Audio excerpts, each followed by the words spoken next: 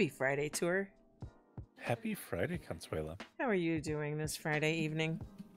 I am doing quite well, actually. How about yourself? I am doing quite well as well.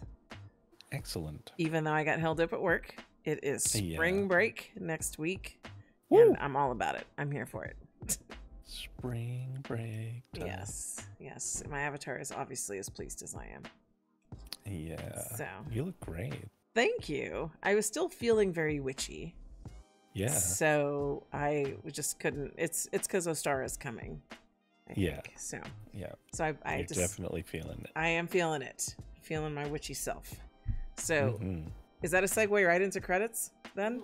I don't know. I could be. I was just checking you out. So. I think it's a perfect segue to credits. All right. Because honestly, you know, I mix it up on us all the time. And if you've already segued us into credits, I'm here for that too.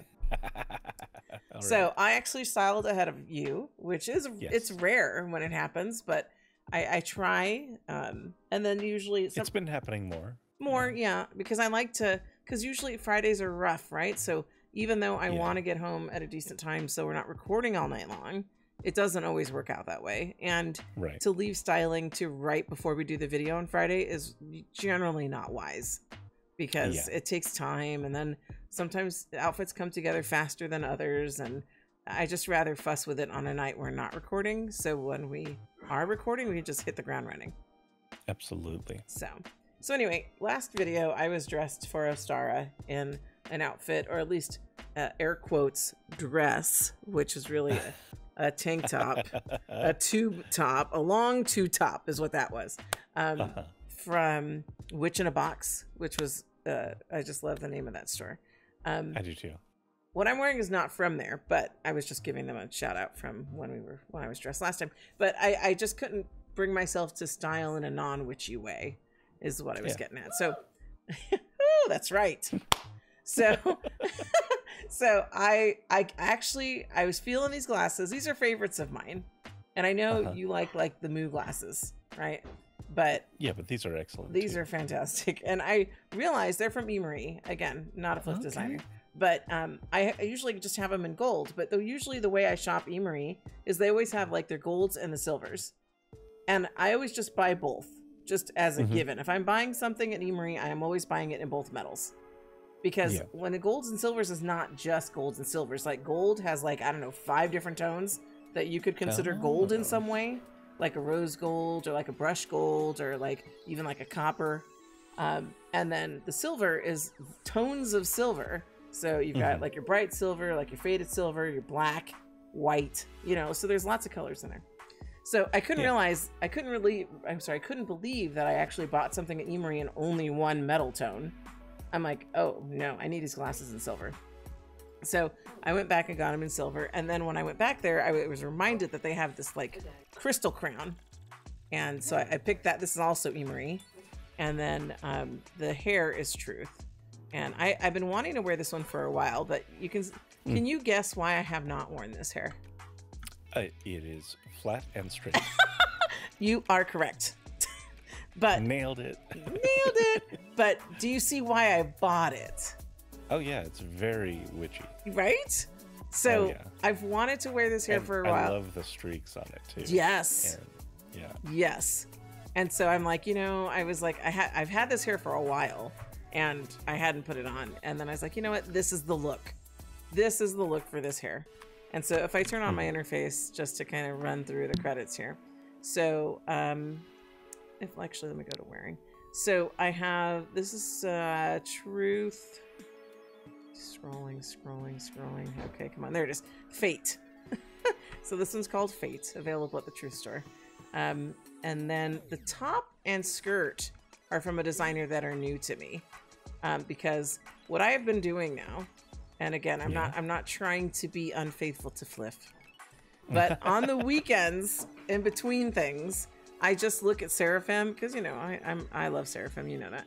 I do. It's just a handy reference. I open up Seraphim for Happy Weekend and the Saturday sale, because both of those are super long. Like, we could never record those because it would take us like multiple days, and it would probably take us the whole weekend, honestly. And so I just kind of flip through Seraphim, like between doing things on my computer. And I'm like, okay, that's good. Let me go to that store. And so this one, I don't know. It's Maru, M-A-R-U. And this is the Brie denim skirt, denim number 5. And then the top is Mandy in white for Juicy, Reborn Juicy. And I was a little frustrated when I went because I felt like I needed you in that moment because they were selling them all individual. And I'm like, where's the fat pack? And I was like, I have no time for this. I'm leaving. So I just picked up one color that I thought I wanted to try it out. Right. So I like this a lot. And I think I'm going to go back for it because like this kind of top is totally me. Like I would wear something like this in First Life for sure. Oh, heck yeah. So, so I need to go back for it. And right now it's doing some weird bending because of my post. But yeah, this whole thing is totally how I would style in First Life. So I'm gonna go back and pick up the fat pack. So this is non-fliff creators. But and then the rings are vibing, and that's again it's more Saturday sale than it is fliff. But it's the Dahlia rings, and I love them because they were very Ostara to me as well. With a lot of the spring. I can see that. Yeah. And then the shoes are one, again, I haven't worn in a while because typically we only shop fliff. So I haven't been to this store in a while, and it's Essence. And these are the Pamplona heels. And so I like them for their ribbony kind of look, and I like a wedge. So definitely got that. And then as always, I'm wearing all 3. So I have my Soleil skin on, and I believe I still have the pixie shine going on. And then you can't see as much of my imperfection right now, but eye bags by the Skinnery, and any other wrinkles and smile lines and stuff by Izzy's. And then when it comes to animations, still Oh My. So I'll open up the, Oh My has some new stuff out. And so actually so does Alt 3. I did not have it. I didn't have enough time to bring in the newest stuff. So I'll probably get that in the next video.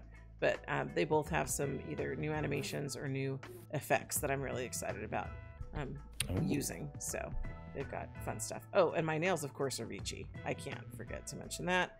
And these are the duck mesh. And I think, I'm wearing the ones that she did when I asked her when she had like it was like glitter tips. And I'm like, please make these for duck. Yeah, I love these ducky glitters. Yeah, I love the glitter tips, the ducky ones. So, and I'm not sure if she's released those yet because I felt like she had done them special in the moment, but she must have by then. Oops. Okay. I would imagine so. She probably has. It's been a minute. So, and I think that covers all of me. So, how about you? What are you wearing? Well, of course, I was trying to follow your style, so I wanted something kind of breezy, and I wanted to go with jeans.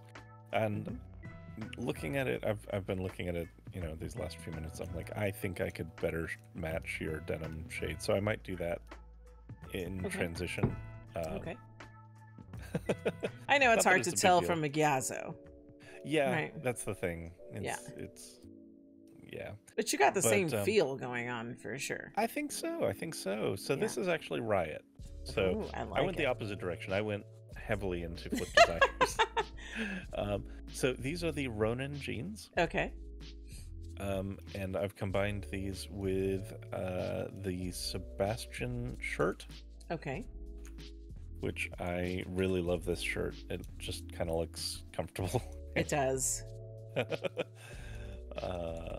And very, down below, I've got the Phedora Rhodes sandals on. And they make those, it's unisex because I have them too. They do. Yeah, these are unisex sandals. Of course, I have on this butterscotch Sean necklace. Yeah, love those butterscotch necklaces. Yeah, I there's not a lot of options that are rigged, so I've got to latch onto them when I can. And there's not too many times when I can wear them because I don't always have like an open shirt. And it works. It was just begging for something. Oh, it is. Yeah. I've still got my little tattoo. It's a little hidden there. My girl's a witch. I love what you did with your beard. Yeah, so I wanted to touch on that. So this is Okay. 2 bits of hair from No Match. So one is the No Match No Sweat, which is my actual hair. But then this is a beard add-on, No Travel. Okay. And so I've just stuck it on to, you know, my normal Lelutka HD beard. And I think it works really well. It does. It's not perfectly color matched, and unfortunately, it doesn't seem like I can... well, I might be able to get it a little closer because it is mod, so I could probably tweak it a little bit. It's pretty darn close. It's pretty close, so I just kind of, you know, I was trying to get ready, so it's not perfect, but, you know, I was really happy with that. They also had another option that was like 3 of them, but I was like, I'm good with just 1. You're more of a subtle guy. Yeah. So I don't know if you need 3 little beard accents. Yeah. I've also got on these aviator sunglasses by Milo. And Stoic, my soul earrings. I'm still wearing those. I'm still just feeling them. Yeah, I can see why. So, yeah, that's...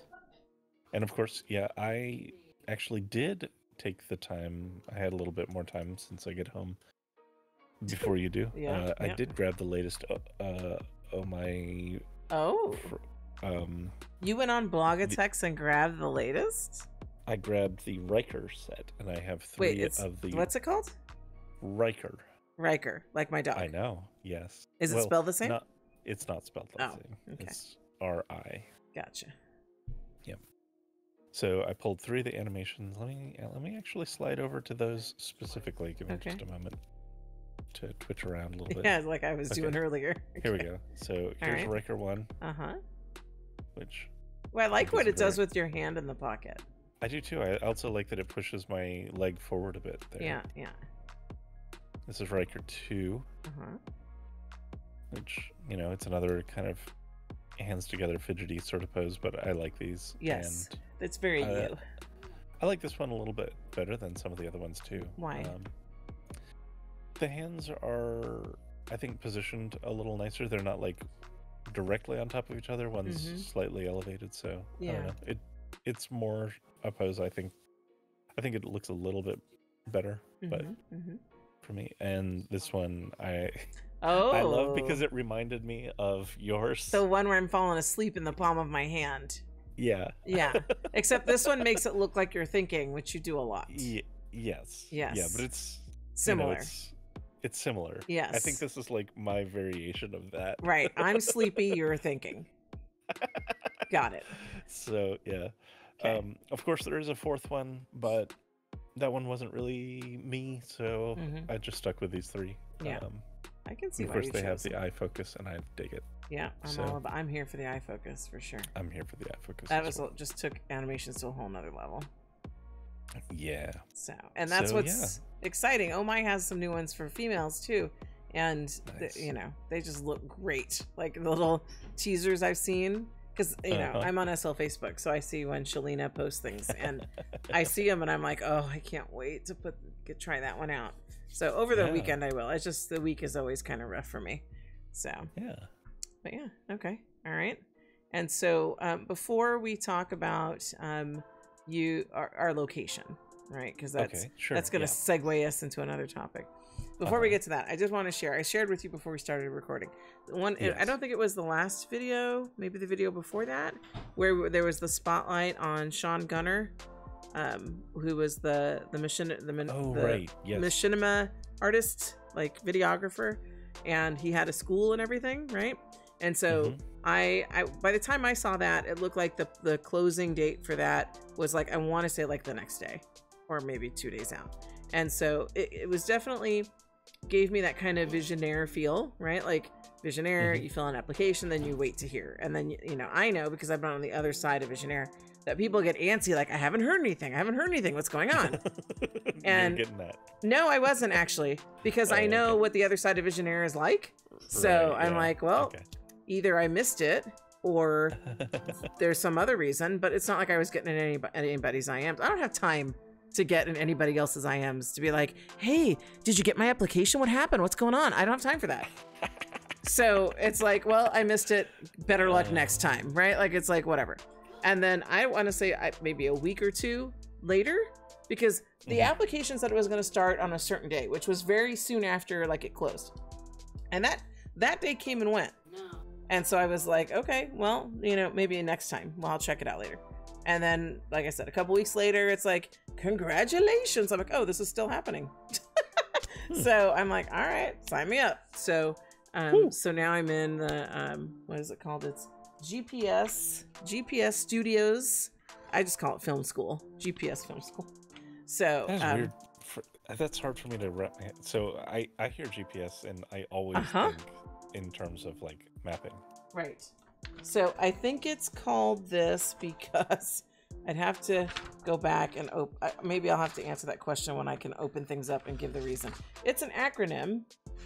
So I want to say Gunner. Gunner Photography Studio. No, it's not photography. It's a film school. I know, but you know, it might have started with that and they just stuck with the acronym. Yeah. So I'm not sure. I'll have to look it up. But Gunner Porn Studio. No. No. Although you could take what you're taught, I suppose, and do that kind of work. This is one of those tour moments where you're like, did you just say that? Because you don't expect it, and then bam, there it is. And it's like, oh, okay, we're talking about that. I am having a pure conversation, and you want to bring in the smut, which is fine. Well, you wanted energetic tour. Oh, he's here. Oh god. So yeah, it's not that, because last thing I need is my classmates watching this and be like, excuse you? Yeah, no, I don't think they're that kind of people. But they seem like a fun group. I want to say I had orientation the other day, and it was like, I want to say like maybe 30 people. And it was like a Zoom call, which was honestly a little weird for me because, you know, when we do Visionaire, it's always in Discord. But I guess Zoom might be easier for some folks to process. Because, you know, woo, Zoom. And then, but for me, it's like, it was a little awkward. I'm like, this should totally be Discord. Why are we doing this in Zoom? But you know, and then some people didn't know how to use Zoom or were just trying to get it set up. And I'm like, well, it just made me wonder, what were you doing during the pandemic that you don't know how to use Zoom? But, right? Everybody was on Zoom, but it was fine. It was fun. It was fun to meet the other people in the group, and it definitely gave me Visionaire vibes. So it's kind of interesting to be on the student side. And there's like a whole syllabus and a Google Classroom. And I'm like, this is organized. This is which I can appreciate as an educator. So I'm very excited to dig into that and start producing some videos and learning some of the tips or little tricks people have for making machinima. And so it's interesting because I've never really let my mind think about making machinima because I have no clue how to make good machinima. Right. And so, well, I mean, once you start learning the skills though. Yeah. So it was interesting because when I let my mind, because we have to like do projects and shit, like just like in Visionaire where you have homework. So yeah, you have to like, there's like midterm and finals, and I'm like, wow, okay. And you have to like make a little video, right? And so I'm like, all right, well, I should start letting myself think of ideas. And because it was funny, it was weird because I just like flipped a switch in my head where it's like, okay, let me start thinking of ideas. What could I possibly do? And then just things started coming to mind. And it was nice. Awesome. But it was interesting to me how much I just don't let myself, you know, when you don't think about something or intentionally think about something, sometimes you have ideas pop into your head, but yeah, but it also can be like frustrating. Like I totally get that. Like you don't want to tease yourself with like great ideas that you have no ability to actually execute on. Yes. Because you just get frustrated with yourself. Right. So, and knowing how long it takes me to like try to pull something off and looking ahead into the syllabus and knowing I have spring break for 2 weeks, like I'm like, I need to like start pulling together an idea of something to meet this assignment.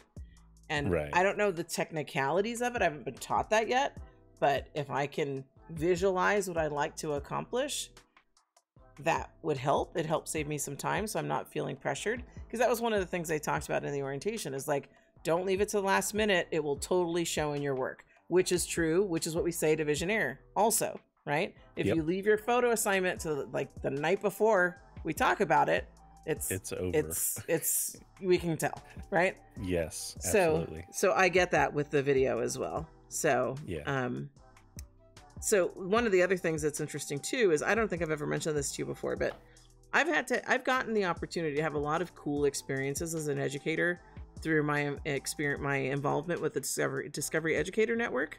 And I know I've told portions of this before, where it was that group of teachers that even introduced Second Life to me. So it was them. And then one of the other things I got to do with them was go to an AFI film, I want to say it was like a weekend, because we were away for the weekend, but it was the American Film Institute. And I want to say it was in, I don't remember where it's located. I'll have to look it up. I want to say like Hollywood or somewhere in that area. And so we got to stay over and go to the American Film Institute and like take classes on filmmaking. So, and it had a lot to do with like storyboarding and like the different angles of shots and, you know, telling a story through video. So that was way back, but once I like allowed myself to start thinking of ideas again for videos, like all of that stuff started coming back. Like I could already storyboard what I want to do. That's awesome. And then learn the technical parts through this film school, this, you know, for Second Life. And then I really look forward to create the machinima. What you come up with. I'm going to say you're going to be recruited as an actor because one of the requirements. Oh, I know you are. Yeah. So, and you know, I might try to reach out to some other folks to see if they want to be in my video. But I need where I'm looking at, because I printed this out. You can probably hear the paper right here. Yes, you can. And because it's like the syllabus is like 3 pages long. And where does it says? Okay, so audio transition. Feature more than one avatar. That's one of the requirements. So it can't just be me. So, but I know it would at least be you and like a couple others. So for what I'm thinking. So very good. So yeah, so I just wanted to share that little bit of news, since we had talked about the whole film school thing when the spotlight was on Sean Gunner. So. And are you going to leave a link to GPS Studios for folks who might be interested? I can. I'm looking at the syllabus again. There is, I'm sure there's a link I can leave of some kind. If anything, to the spotlight, I can put that back in the description, because that's all about Sean Gunner, whose in-world name is Gun Clips. No, Sean Gunner. He has Gun Clips is another name he uses. His actual in-world name is Bugs Bunny. Bugs. So, it is Bugs Bunny. I thought that was funny. But he goes by Sean Gunner. So, but I'll link that in the description for sure, because it has all the relevant links that people would want. And it looks like, much like Visionaire, they run this class, I want to say 2 times a year, because I'm in their Discord, and then last time was a while ago, like about 6 months ago or so. There's a lot that goes into these sort of classes, so it takes a lot of effort. So trust me, I get it, because of Visionaire. So, and absolutely, you know, we're going to start Visionaire up in the summer, right? We have a summer session coming in July. I believe so. Yeah.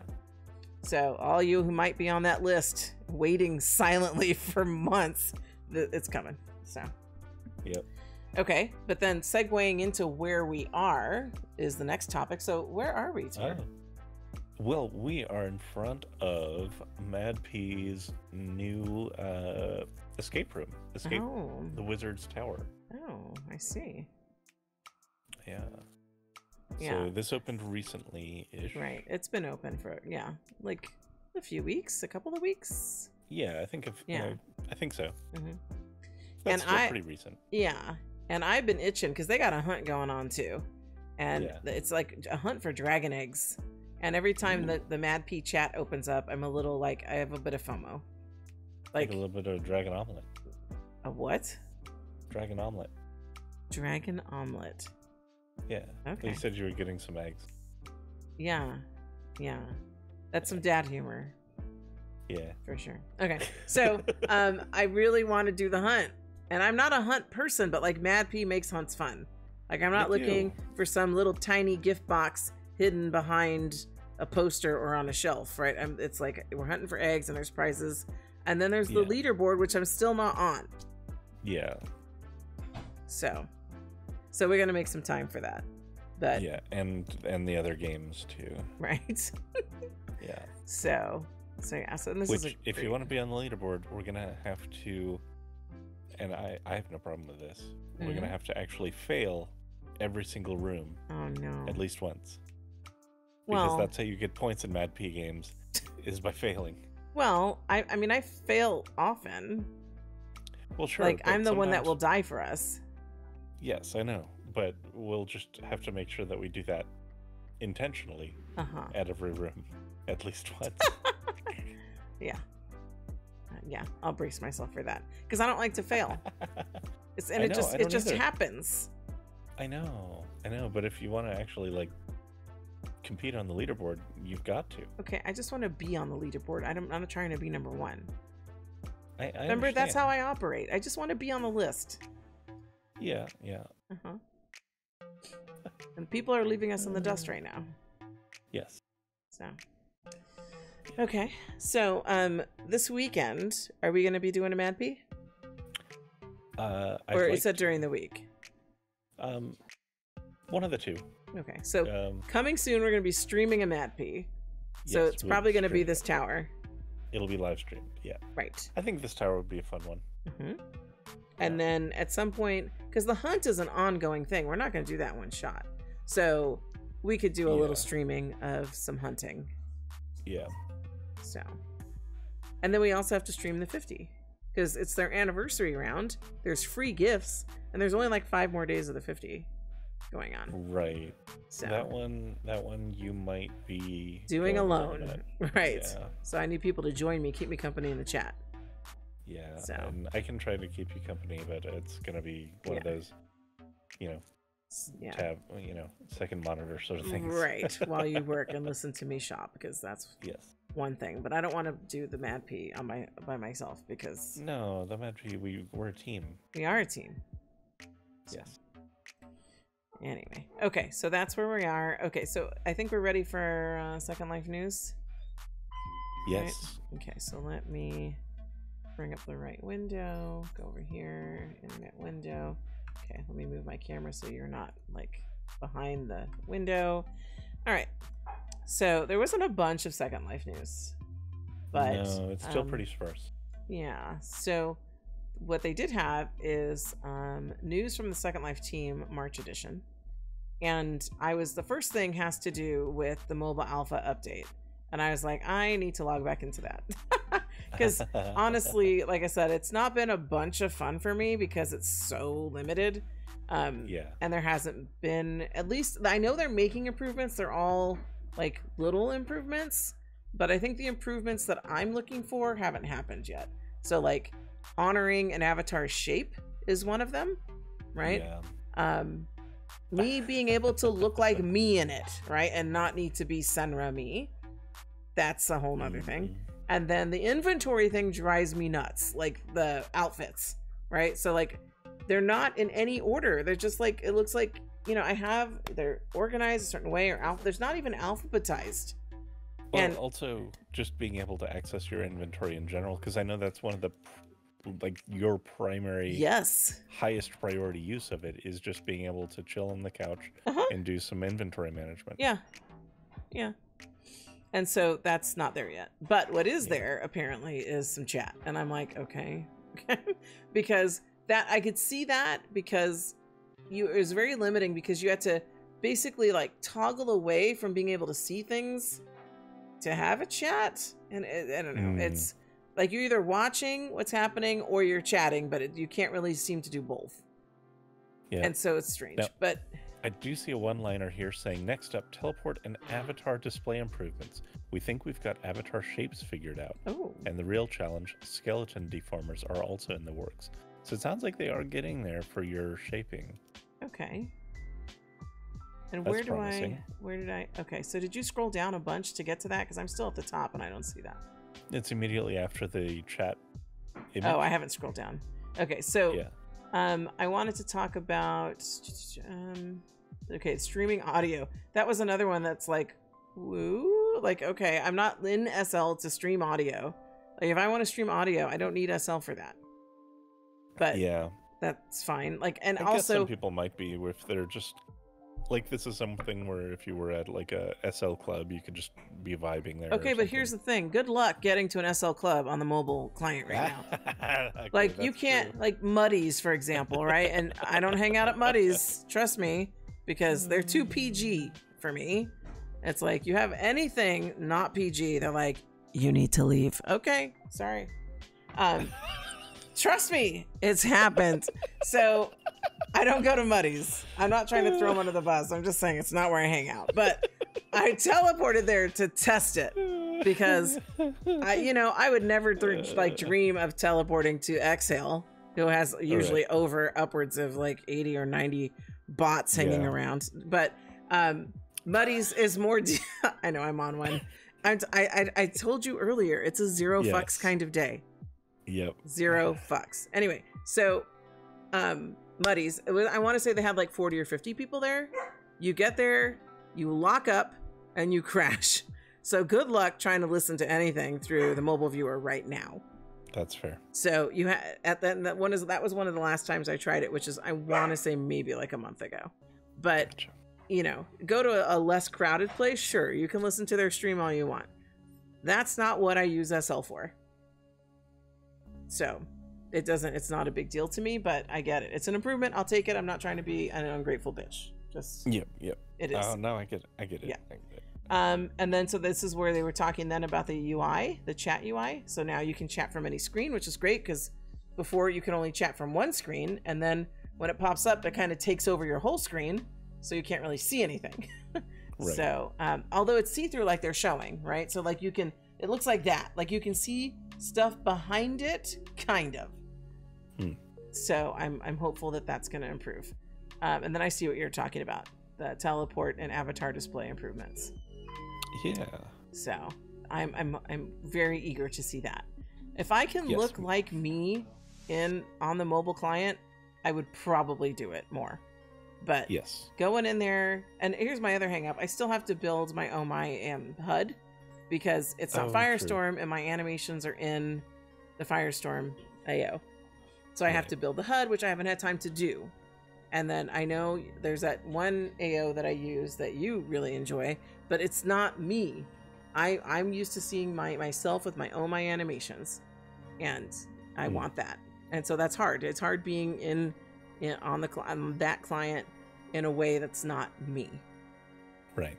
So I'm not really like engaged, especially also because it's really limited right now because it is an alpha, right? So yeah, it's an alpha. Anyway. So then the next thing was talking about the end of Jira's life. Alas. So Jira's done. Yeah. Jira's done, but they have now this feedback portal, which is basically Jira. It's just in a very different format now. Yeah. But it's fine. I like it. This is what we use for the mobile alpha.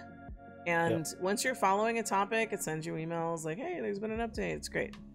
So, but I'm sure Jira must have operated like that too, right? Yeah. No, I was very happy that they mentioned down here, there is an archive of the previous issues. So I think that is very valuable to hold on to.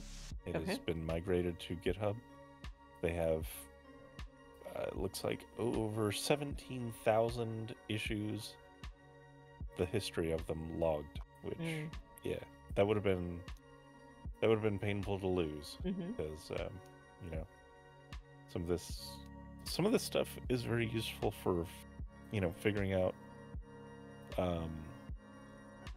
like what has changed over time, to figure out like even current bugs, where they might have originated. Right?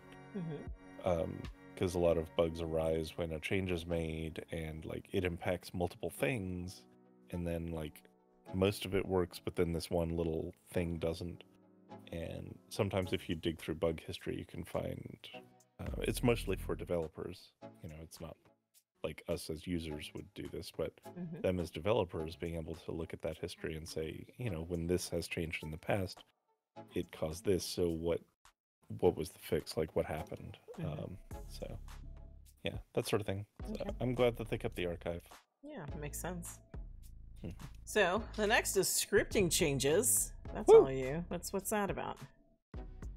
Okay, so sensor result limit increase is actually a really big deal. Okay.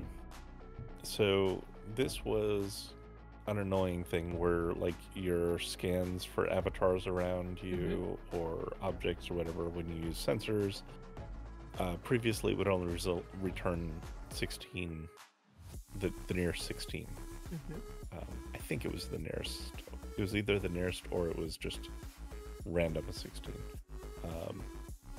And yeah, they mention reduce the need for workarounds and such. And yeah, this was absolutely a thing that we would do, is we'd build something where it would scan and then, like, it would run another scan after relocating, and, you know, sometimes do that multiple times. Now, doing a sensor scan is an expensive process, and with the 16 limit, I'm sure that was intended to reduce the processing power that was required, but with all the workarounds, it ended up making it a more expensive process. So I'm glad that they bumped that up to 32. Yeah. That's one that I personally ran into back when I was running a club, because I would use sensors for doing a few different things, and like, not being able to actually get meaningful results back from it was frustrating. Let's see. We're also getting link sit flags, both set and get. So what is this gonna... So, okay. And disable sit flag. This will be useful for clown cars and other creations? Okay. What? Disable the... Is there a big demand for clown cars? Well, clown... I think they mean bumper cars, but I could be wrong. Okay. Okay, so you previously could set sit flags for the root object, but not link. So this is useful. So we can now specify, yeah, sit flag target, allow unsit. Allow unsit is interesting. So we could disable okay. that, I suppose, and only allow scripted sits on the sit target is also kind of interesting. So that would prevent you from right-click sitting into a particular position. That is incredibly useful, actually. So, okay. Use case. Piece of furniture has multiple sit positions. If you want it to fill in a particular order, strictly, you can't allow avatars to right-click sit on those various sit positions. But so don't they already do that? Because I feel like I've run into that. Like, there's if there's a couch and I want to sit in the middle position, then it always makes you sit in a certain order. Sometimes. It depends how it's set up. And depends on which prims are set up as the sit targets. Now, some work around that issue by very aggressively, like, just forcing you by script into different positions. Some of them, like, hide the actual prims that are storing the sit position, and it's not like the middle cushion that is storing that sit position. So right-clicking on the middle cushion is a meaningless thing. It might be actually like the stool, like the feet of the couch or something that actually is the sit position itself. Okay.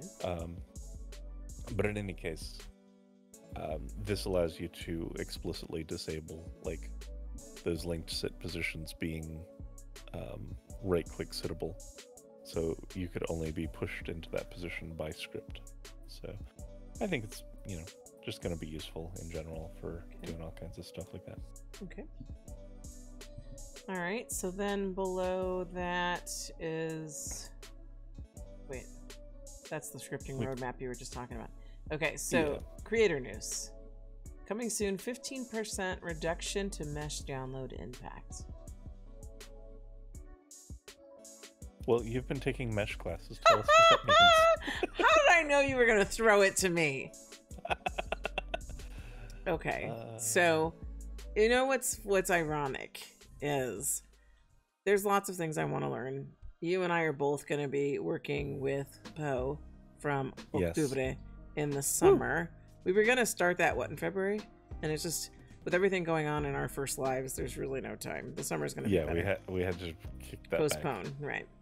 But at LLP, where Mari goes, that's Little Learner Preschool, they have a business class for kids. So I'm like, let's check this out. And I was for the first time ever, I was on Blender, and I was in a meshing class, and it was interesting. I can see why Poe runs it in small groups, because it was funny because the instructor had said to the class that, you know, you could have this thing she was going to have us do, like build a shelf, whatever. You could have it done in 15 minutes. I'm like, what? Everybody was amazed, right? An hour and 45 minutes later. Yeah. then it's like, and then I made a comment. I'm like, so an hour and 45 minutes equals 15 minutes? Because it was just the level of questions and over and over. And it's like, I swear this class had like 20 some odd people in it. And somebody had some kind of problem or they weren't doing, and then, so the instructor would always go back to the one who was like the neediest, right? Right. And I'm like, can we please go to the next step? And I didn't want to be the bitch in the group. I can remind you, these are all littles, right? So it's like, I don't want to be like, can we move on, please? No. So I was just, you know, I was like, okay. So I finally got to the end of what she was trying to do, and I'm like, does this mean I'm done? And then she's like, no. And I'm like, okay, well, I have to go have dinner. So, you know, it just, it was taking too long. So it's going to be interesting. It's going to be good exposure, because like I was telling you before, when we finally get to it with Poe, it's like a one-on-one. Right. So, well, you know, both of us with Poe. So I don't know. In my head, I feel like this is going to be much more in your wheelhouse because of your scripting programming background. And I know scripting and programming are different than Blender and meshing, right? But I don't know. I just feel like that's more your skill set. So yeah, it could be. Yeah. So I feel like these LLP little kid business classes, it's a good warm up for me. So I'm like, at least it orients me to Blender and maybe how some things work. And then also the teacher in me was kicking in about like, I would have done this, I would have prepared this, I would have had a note card or something, right? But I'm just glad that there's, you know, the person's very excited about teaching Blender, and everybody's very excited for them to teach Blender. And other things, they're going to be doing texturing and like how to have an SL business. And so I'm very excited for all of this because, you know, my first degree in First Life is a business degree. So, you know, it's like, I'm very curious to see what this person has to say. She seems very, very nice, very enthusiastic. I really did enjoy the experience. I would come back for more. I'm just going to sit on my hands when I get impatient. But, you know, it's like, I'll take it. We're all learning. I'm not an expert at this. I'm not trying to say I'm advanced by any means. But the pacing, and this, again, I completely understand why Poe does it one-on-one. And even the teacher was saying that. She was like, this is really hard to do as a group, but we're going to do it. So I'm like, okay, hopefully she must have a lot of patience because there was a lot of repetition. So, yeah. That's fantastic. Yeah. So as far as this creator news, I don't have anything to say about it. I just went off on a tangent talking about, well, you tried to throw that to me, and that's what you get. I'm not experienced yet. I've had one class on Blender as a little. Yeah. That was an hour and 45 minutes long. And apparently I didn't even finish what we were doing. So it's like, wow, if it takes this long to make a shelf, I don't know how I'm going to make anything. So, but we'll see. I have been looking at something interesting called Python OCC. Okay. It's Open Cascade, and it's basically a Python wrapper to a library that allows the creation of model files that then I could bring into Blender. Okay. And the reason I was looking at that is I think some things I could more easily like just manipulate the creation of. Oh, yeah, I see what you're saying. Yeah, rather than trying to work Like through it in the scratch. GUI, and then once I bring it into Blender, work with those initial primitives and shape them a bit more. Yeah, I get that. That's definitely. So the reason that I say that is like that's how I approached building an SL for a very long time. Is when I was building like structures, was I would really do it by the numbers. I knew how large I could make prims. I knew how to deform prims. I knew how they fit together in the math that would be required for different angles to fit together. So I would plan it all out, like on paper, literally doing the math, and then I would come in world and actually generate the prims and put them together. So I kind of think that I would probably benefit from approaching it in a similar direction. I don't think that would work for things that are like more organically shaped or that are like rigged, so, clothing type stuff, because that doesn't fit neatly into that. But stuff like shelving, that definitely does. Yeah. So. Well, they've even like there's a texturing class coming up. And actually, I don't know if it's for the texturing or the meshing. They were the teacher in that class was talking about us going to get dev kits. Like for Toddly Do, for like the littles, or Reborn, or whatever, right? So I've never even asked for a dev kit. Like I don't even know how that works. And then I feel like some people, I mean, I don't know that world, so I don't know how that goes. Do they just hand those out? Like I guess they usually have to fill out an application. I actually got the Reborn dev kit. I applied for that. So I would start with like littles, so I would be looking at like Toddly Do, for example. So I would start there to try to make some things, at least in the LLP class. But when we're with Poe, probably Reborn for sure.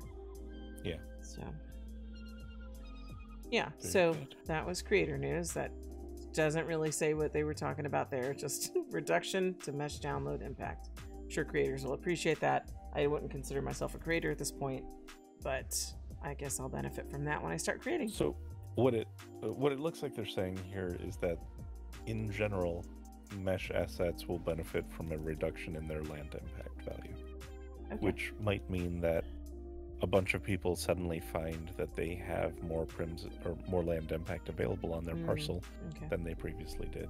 Okay, that's good. All right, then the next one was scheduling automatic daily region restarts. Estate managers will soon be able to schedule automatic region restarts. Oh, because usually it's dictated by the Lindens, right? As far as when your region restarts, right? Yes. That's the way I understood it. It was like, well, if you're on this group or whatever. I mean, I don't know if it's just.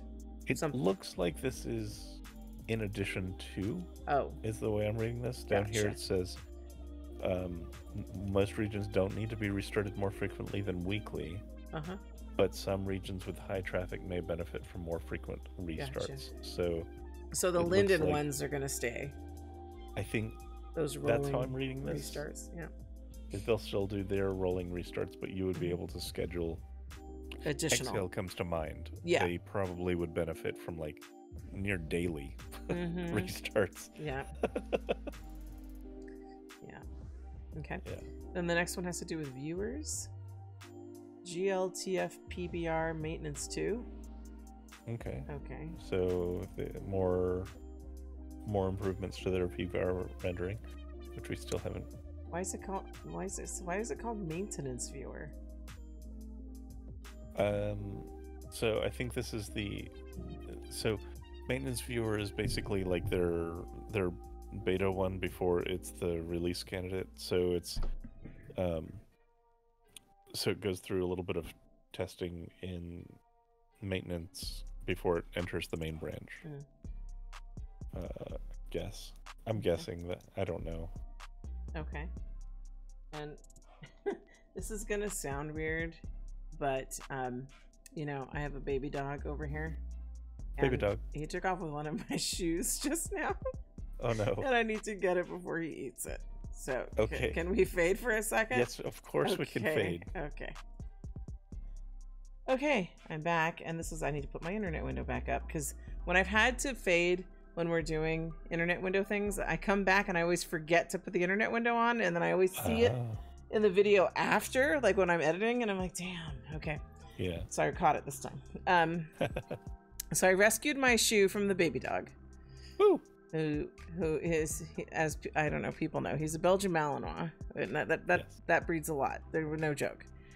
And they also get called Maligators a lot because they're so bitey. Great name.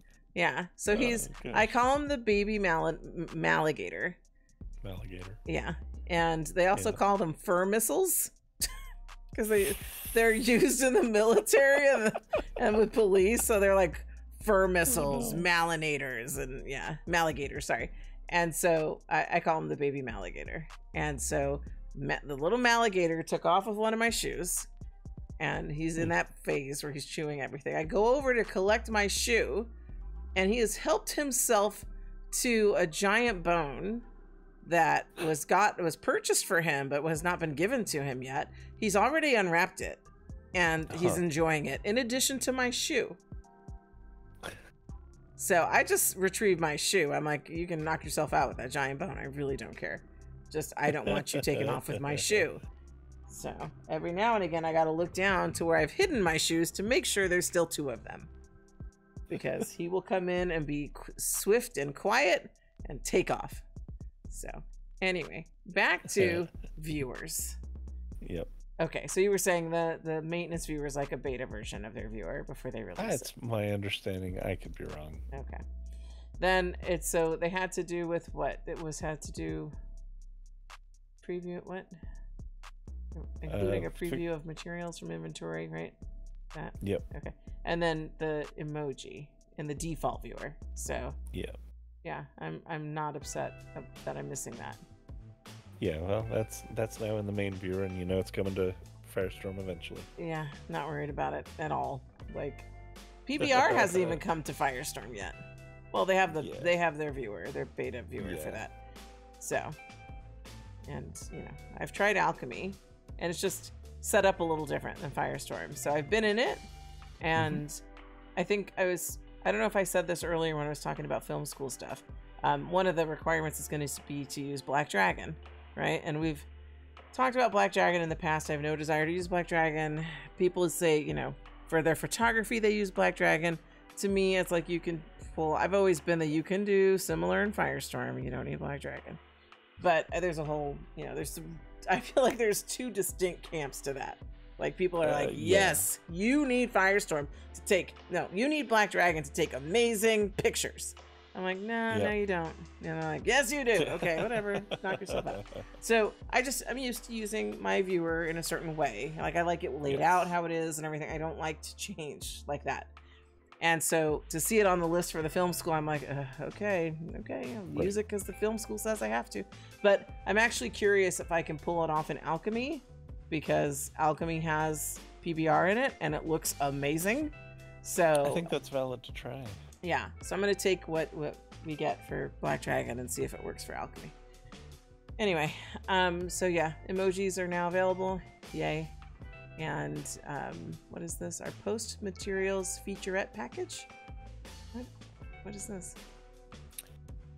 This looks like they are dropping some early access for some extra stuff to support PBR. So straight up mirrors, PBR Okay. terrain, Oh. which is interesting. So theoretically, you could add PBR texturing to your actual ground cover. Okay. Like, that's very interesting. I'm curious how that goes. And then 2K textures. So textures normally are capped at 1024 by 1024. This is potentially bumping that up even more. And this is something people are going to have to be real careful with. I felt the warning coming. Some people But get a little Tour, I want to confused. make all my pictures 2K. I know. I'm gonna do that. And you're gonna be like, no, Consuela, no. yeah, if you don't need it, you should not push it because it slows down. It's very taxing on the viewer to have very, very high resolution textures. And if you're not able to, like, if it's not a surface that requires it, you should not put up a 2K texture. Yeah. But there are places for it, especially if they're talking like PBR terrain. You know, you're talking about like texturing the actual ground. That, yeah, you can definitely get some high detail in and should be able to get some high detail in because that's covering the entire sim potentially. And you want to have a high resolution texture there. So just, yeah, stuff. Yeah. All right. And then actually I was looking underneath that picture there and it, I was kind of sad I missed this at the Virtual World's Best Practices in Education. Because they have like I thought they were having their conference. It's about that time, but that, yeah, so they were hosting a Linden there. A few. Grumpy, Signal, and Callie Linden had an interview with Virtual Worlds. So maybe that's on their channel. I can check that out. Okay, so that brings us to the end of Second Life news. Right. Now, did you want me to talk about Seraphim next, or the other thing you linked me that you left me with a question mark as to why? Let's link the other thing. The other thing. So you want me to move to that now? Yeah. Okay, so you sent me a picture of this. Yeah. So this is a brief bit of First Life stuff from me. Oh, okay. This is from me. Is this your new pet? Kind of. What? It was temporarily. So this chicken wandered into my backyard and he's a chicken that we had heard in the neighborhood for months occasionally, and I guess the place that he was, the person wasn't real fond of chickens, so wasn't feeding him and was kind of tried to chase him a bit and couldn't really get rid of him because the chicken is pretty slippery. But he eventually made his way over to our backyard, and of course we love animals, so we started feeding him, and he hung out most of this week in our yard. Did you name him? Reynaldo. Why? Well, just because Reynaldo the rooster sounded fun. Okay.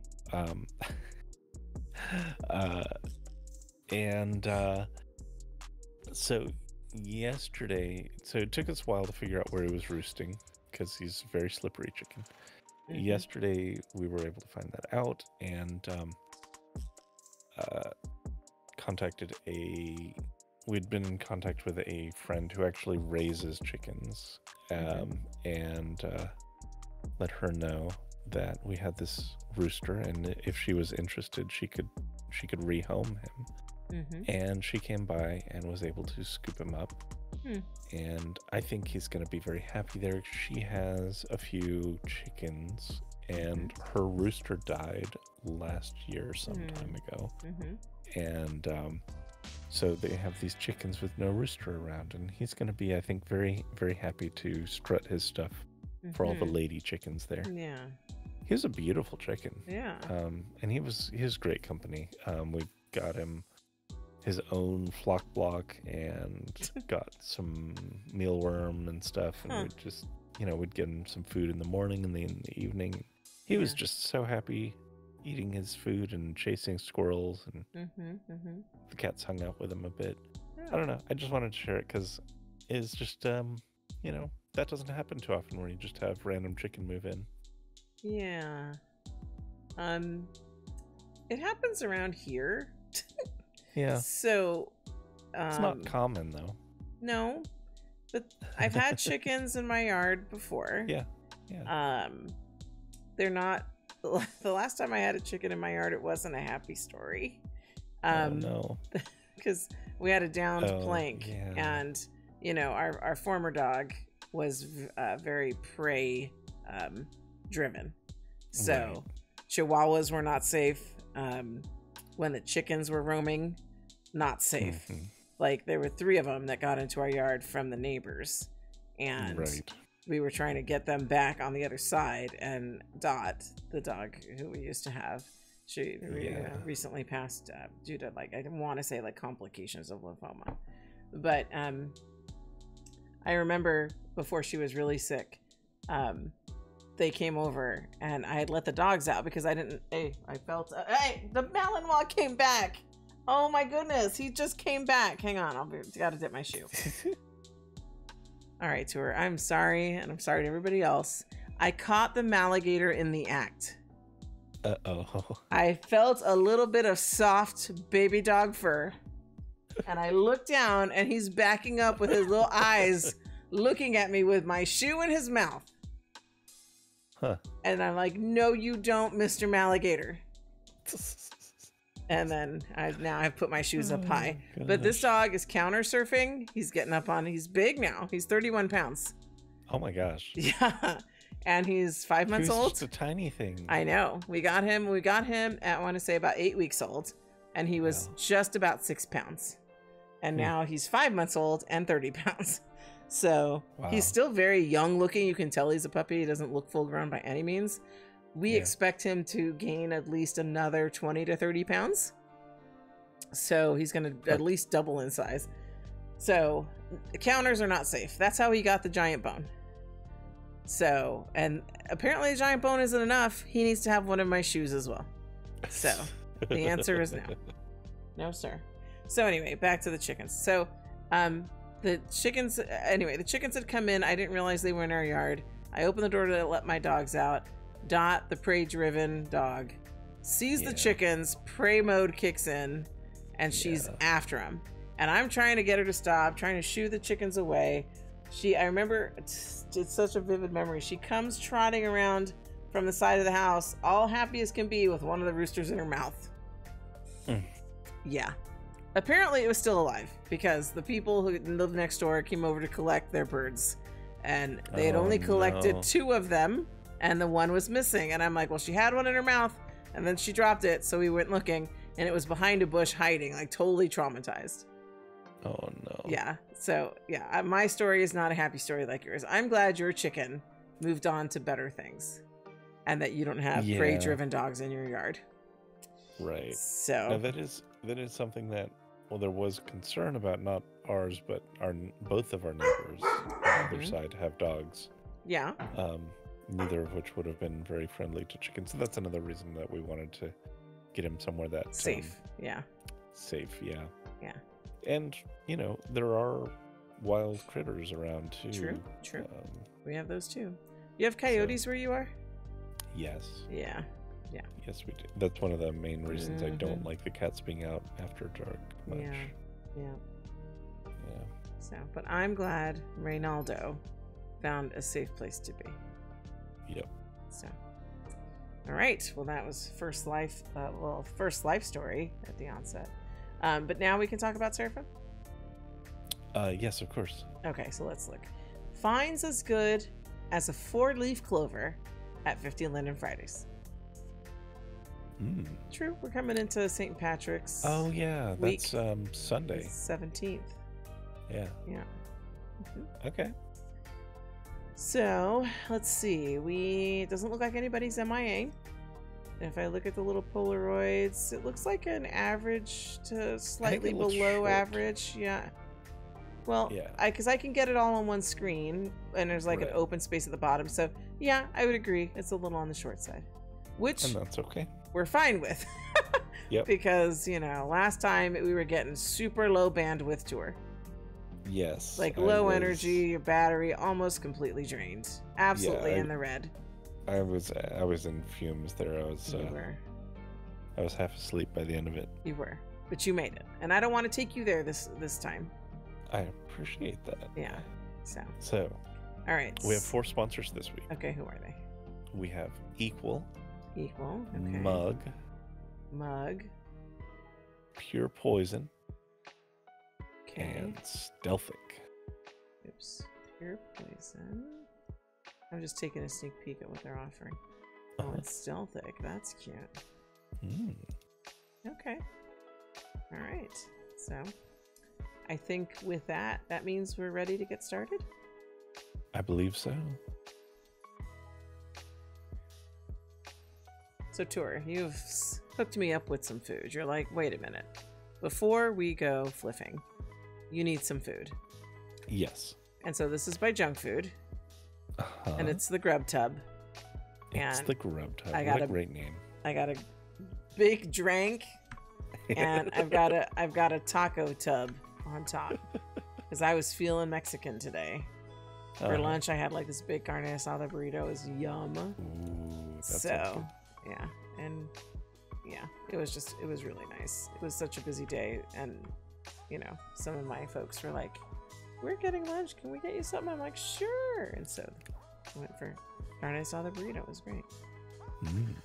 So I was still in the mood. So tacos and nachos are my jam. Heck yeah.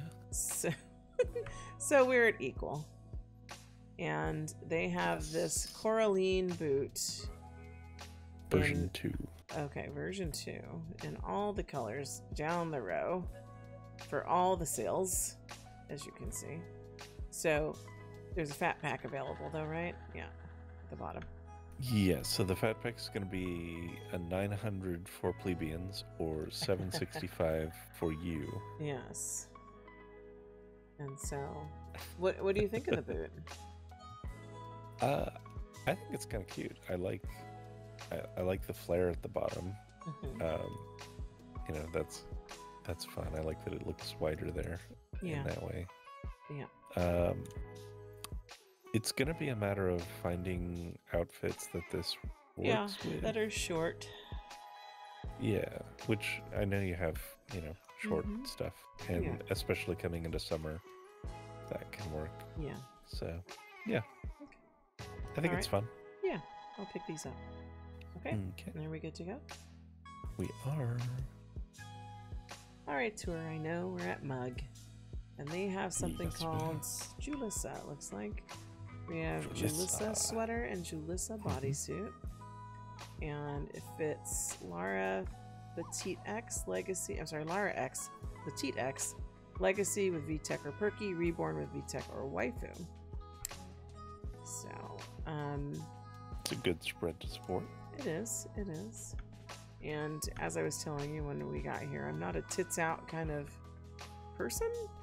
So, I mean, I've just never been into that look. I feel like, I mean, you've played more games than me, but I feel like that's like, to me, it seems like uniquely SL, because I've never seen anywhere else where it's like, oh, my sweater is caught on top of my tits. I can't pull it down. Like, I've never seen that anywhere else, or like the super teeny tiny, barely there skirts. Yeah, well, I will say there are some like fantasy armor type things in some games where it definitely goes in that direction. But yeah, it's very much when it's like, you know, trying to be masturbation material. Right? So, I mean, I just wouldn't, I wouldn't dress like this to go out anywhere. So, yeah. But other people do. So here you go. So you can buy 50 linen by color. You can get the fat pack of either the bottom of the bodysuit or the top, and then you can get a brat pack. And so how much is how much are the fat packs and how much is the brat pack? So the fat packs, you're gonna look at 300, and the brat pack is gonna be 550. Okay. I mean, I think the bodysuit is lovely. It's like lacy and stuff. It is. It is. I could definitely see Mama Lala just wearing this out to a club. You know, I could too. You're right.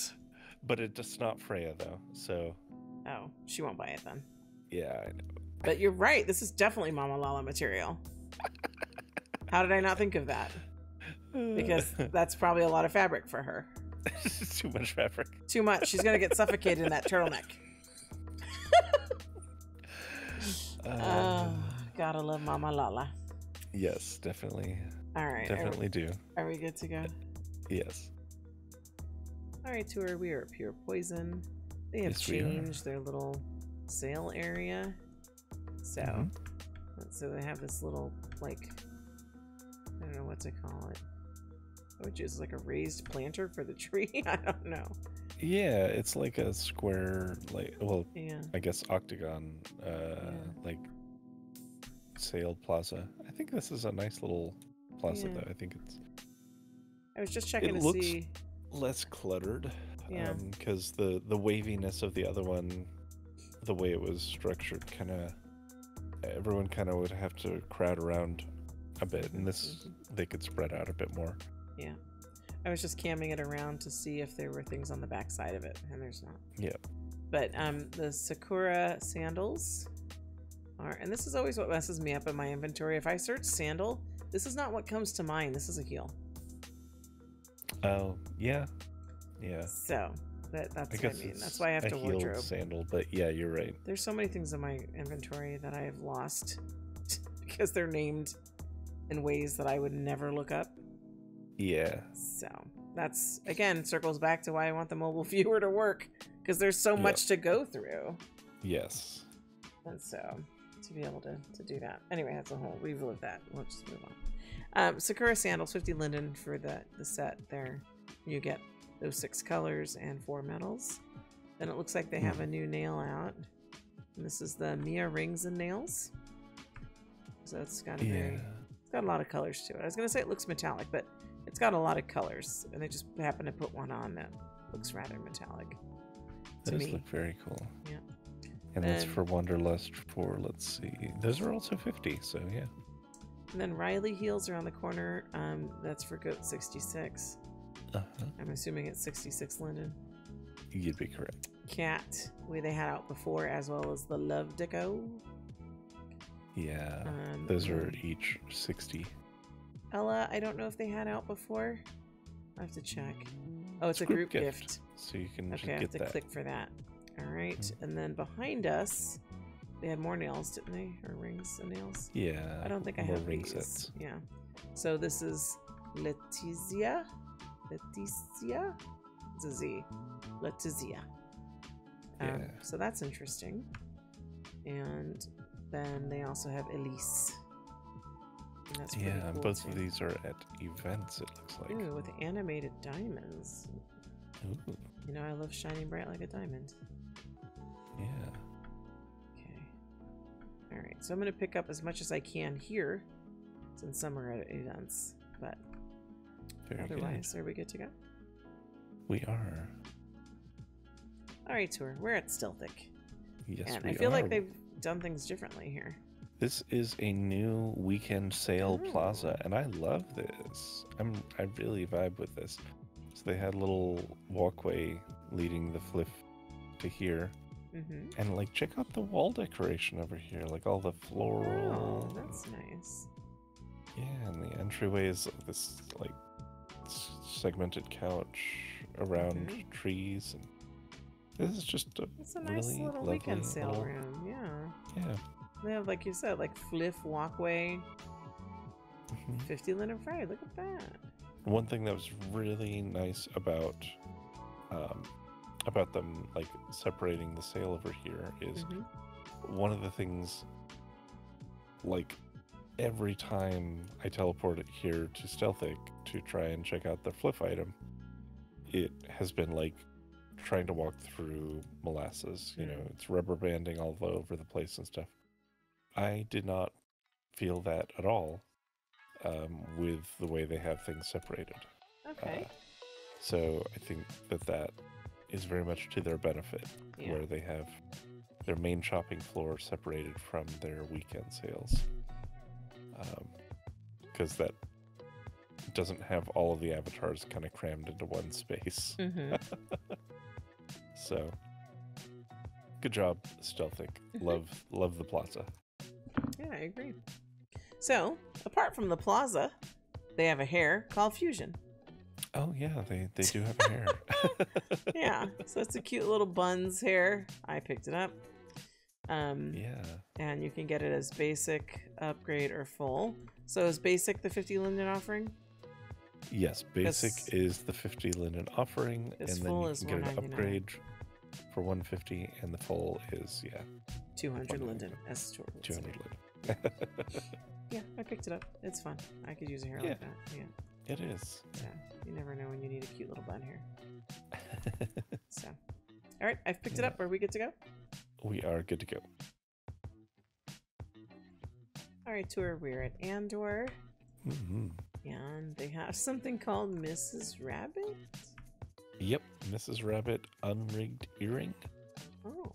Looks like. Yeah. 7 colors, moon and bow tie, 7 pearls, 10 gems, and 6 metals in the backpack. That's a cute earring. It is. And it even says so in the subtext. Cute earring. It does. Cute earring. Just in case anyone didn't know. Yeah. Yeah, so it's 50 linen. You get all of those colors of Mrs. Rabbit earring. Mm-hmm. I'm actually a little surprised that it's not rigged, because most of their earrings, they like rigged for their own. Yeah. Yeah. Huh. Well, if folks are willing to fuss with the rigging, not rigging, but you know, movement and placement. Yeah, of course. So they're cute. They are cute. But you know me, I'm lazy, and I'm still, rocking the swallow ear. So haven't moved away from that just yet. I will at some point, I'm sure. But Emery keeps making great earrings for them, so I blame Emery. But anyway, are we good to go? Not quite. Oh. This is something I don't know if I've seen this over here before. We're going for a walk. Here we go. We're going for a short walk, yeah. So I spotted some rainbow over here, and I was like, what's the deal with that? And so it looks like Andore has. So in addition to participating in the Pride at Home stuff,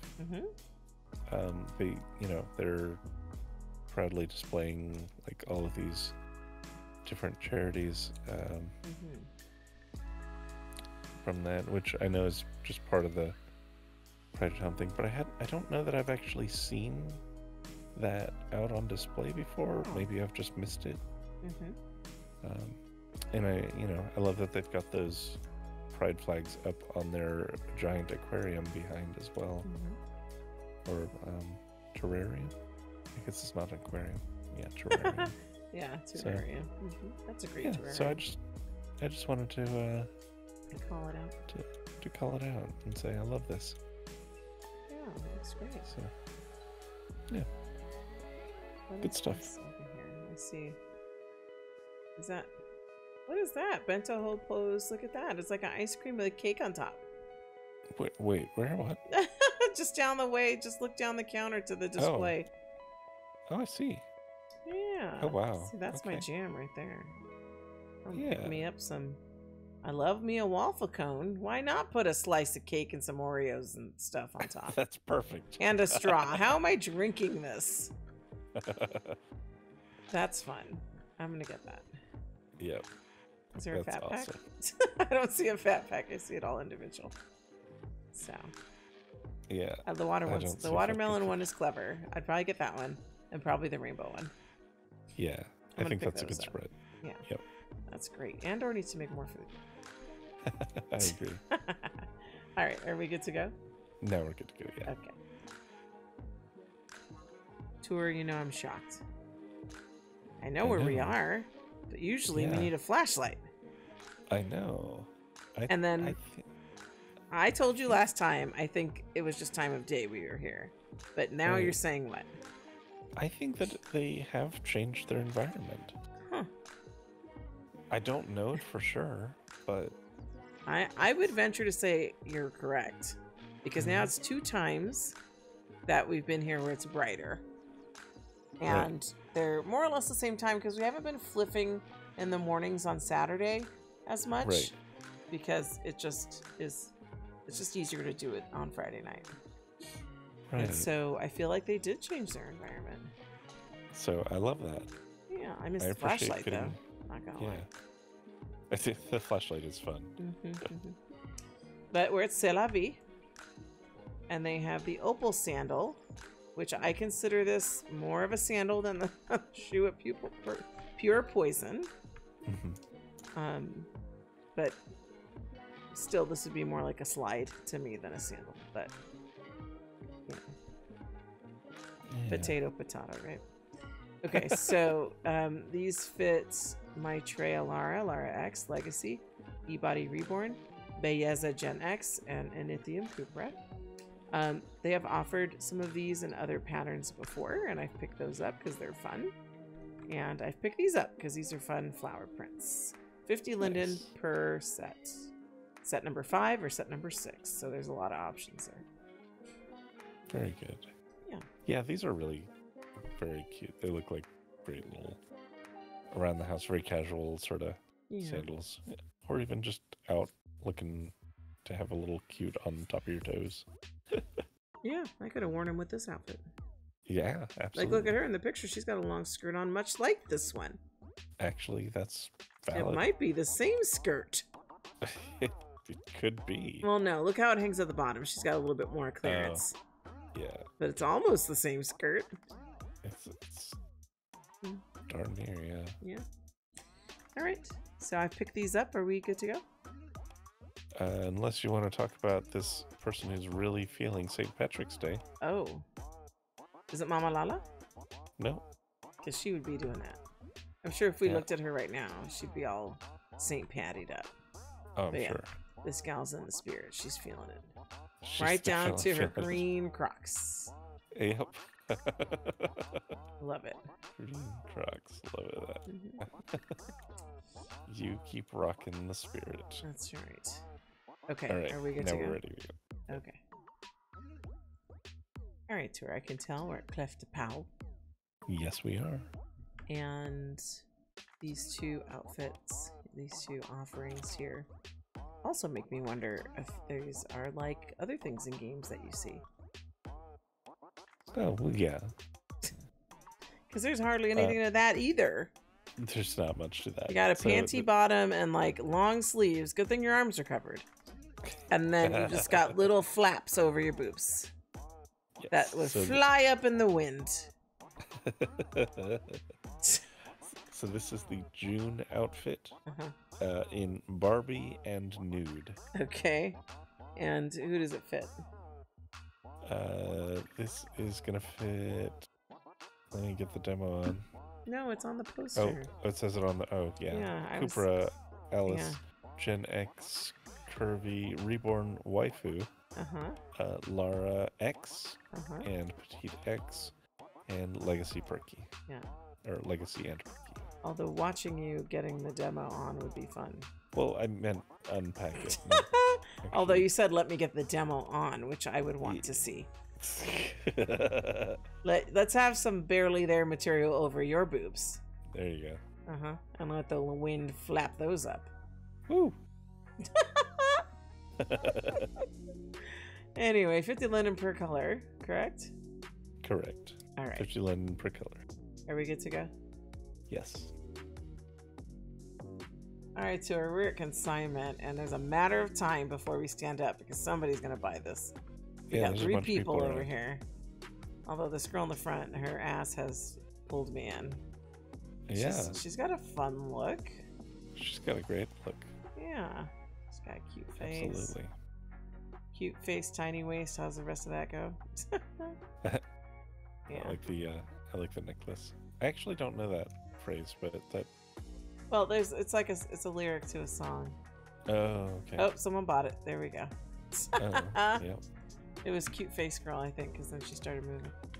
Gotcha. My drink is broken now, so I'll have to fix that. That's okay. She's like, I've waited for you all to sit long enough. Now I'm gonna buy this shit.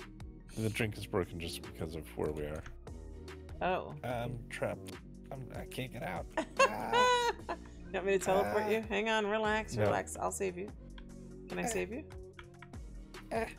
You got it? Got it. Okay. Got it. All right, so we're at consignment where scripts don't work. Yeah. And these, okay, they have 2 offerings, which I think are great. We need this. Yeah, I have both of these now. You know, I think this one would, the bigger one that you were in, would be good in the ceremony space. I was thinking the same thing. Yeah? Yeah. Like, we need some of this because we have a lot of random seating in that area. Yeah, and it would be good random seating off to off to the sides somewhere or the somewhere back. that we wanted to like demarcate that it's kind of close to the border. Mm-hmm. Like, yeah. Yeah. So 50 linden for the large sitter. What are they calling these? They're calling the large sitter is called Bird Nest Hangout. Oh, makes Hideout. sense. Not hangout. Hideout. And the little one? And the other one is called Cuddle Basket. Oh, that's cute. Both of those are great names. Yeah. So I'm going to buy both of those because those are cute. And 50 linen each is a steal. Yeah. So. Agreed. All right. I'm going to pick those up. Are we good to go? We are. Tour this dude next to you. I know. He is tall. He is hovering, but he is also just tall. Oh, yeah, he is hovering too. It's a little both. It makes me feel tiny. But we're average sized, our avatars. We're fairly average. We're a bit little on the above tall average. side. Let me Yeah. see. So if I go into appearance, edit, shape. So I'm 5'6". That's what I am in first life. So I am my actual height. How are How? you 5? Well, so 5? how are you? What? How are you 5'6"? It has me at 6'5". I have heels on? Okay, but your heels are not nearly a foot. I don't know. It's SL. But I'm showing height 5.6 feet. Huh. 5.60 feet.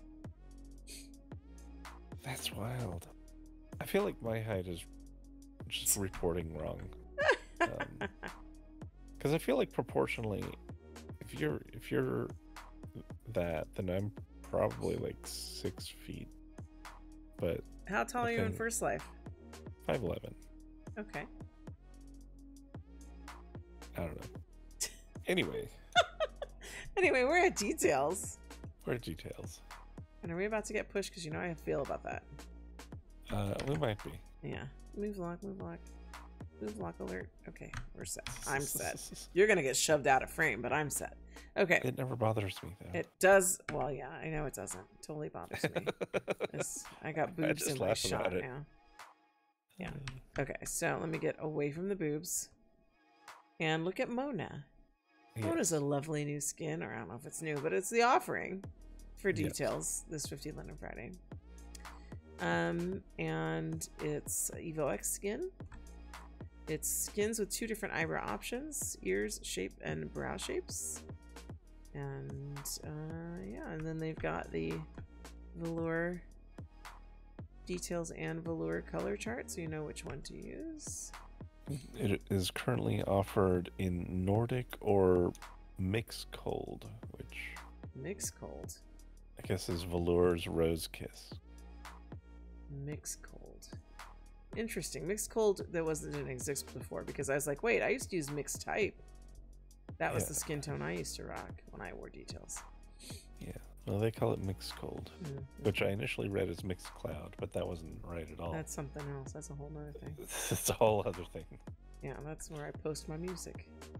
Yeah. Well, my sets. I don't make music. I just make sets. Yeah. Okay, so 50 linen for Mona. If you're in the market for a new skin, highly recommend DeeTaleZ. I wore them for a very long time until I met Zipper.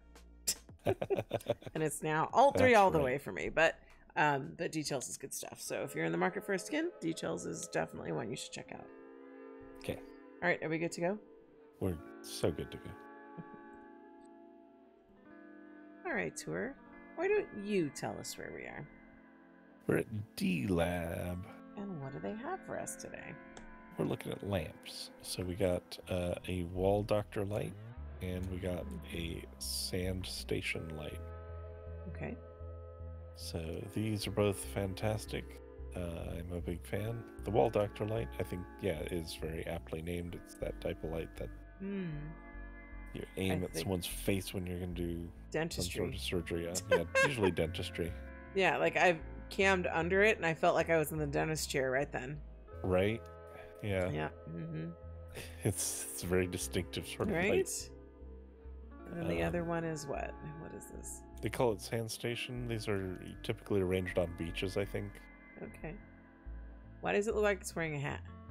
Like, why does it have a long bill like that? To focus the light? Probably to focus it, possibly to shield it from the elements, or... Oh. I don't know. I don't know if you'd use it on a beach with the plug like it is. I'm not going to plug that into the sand. No, not directly on the beach, but like on a deck sort of arrangement. I would think.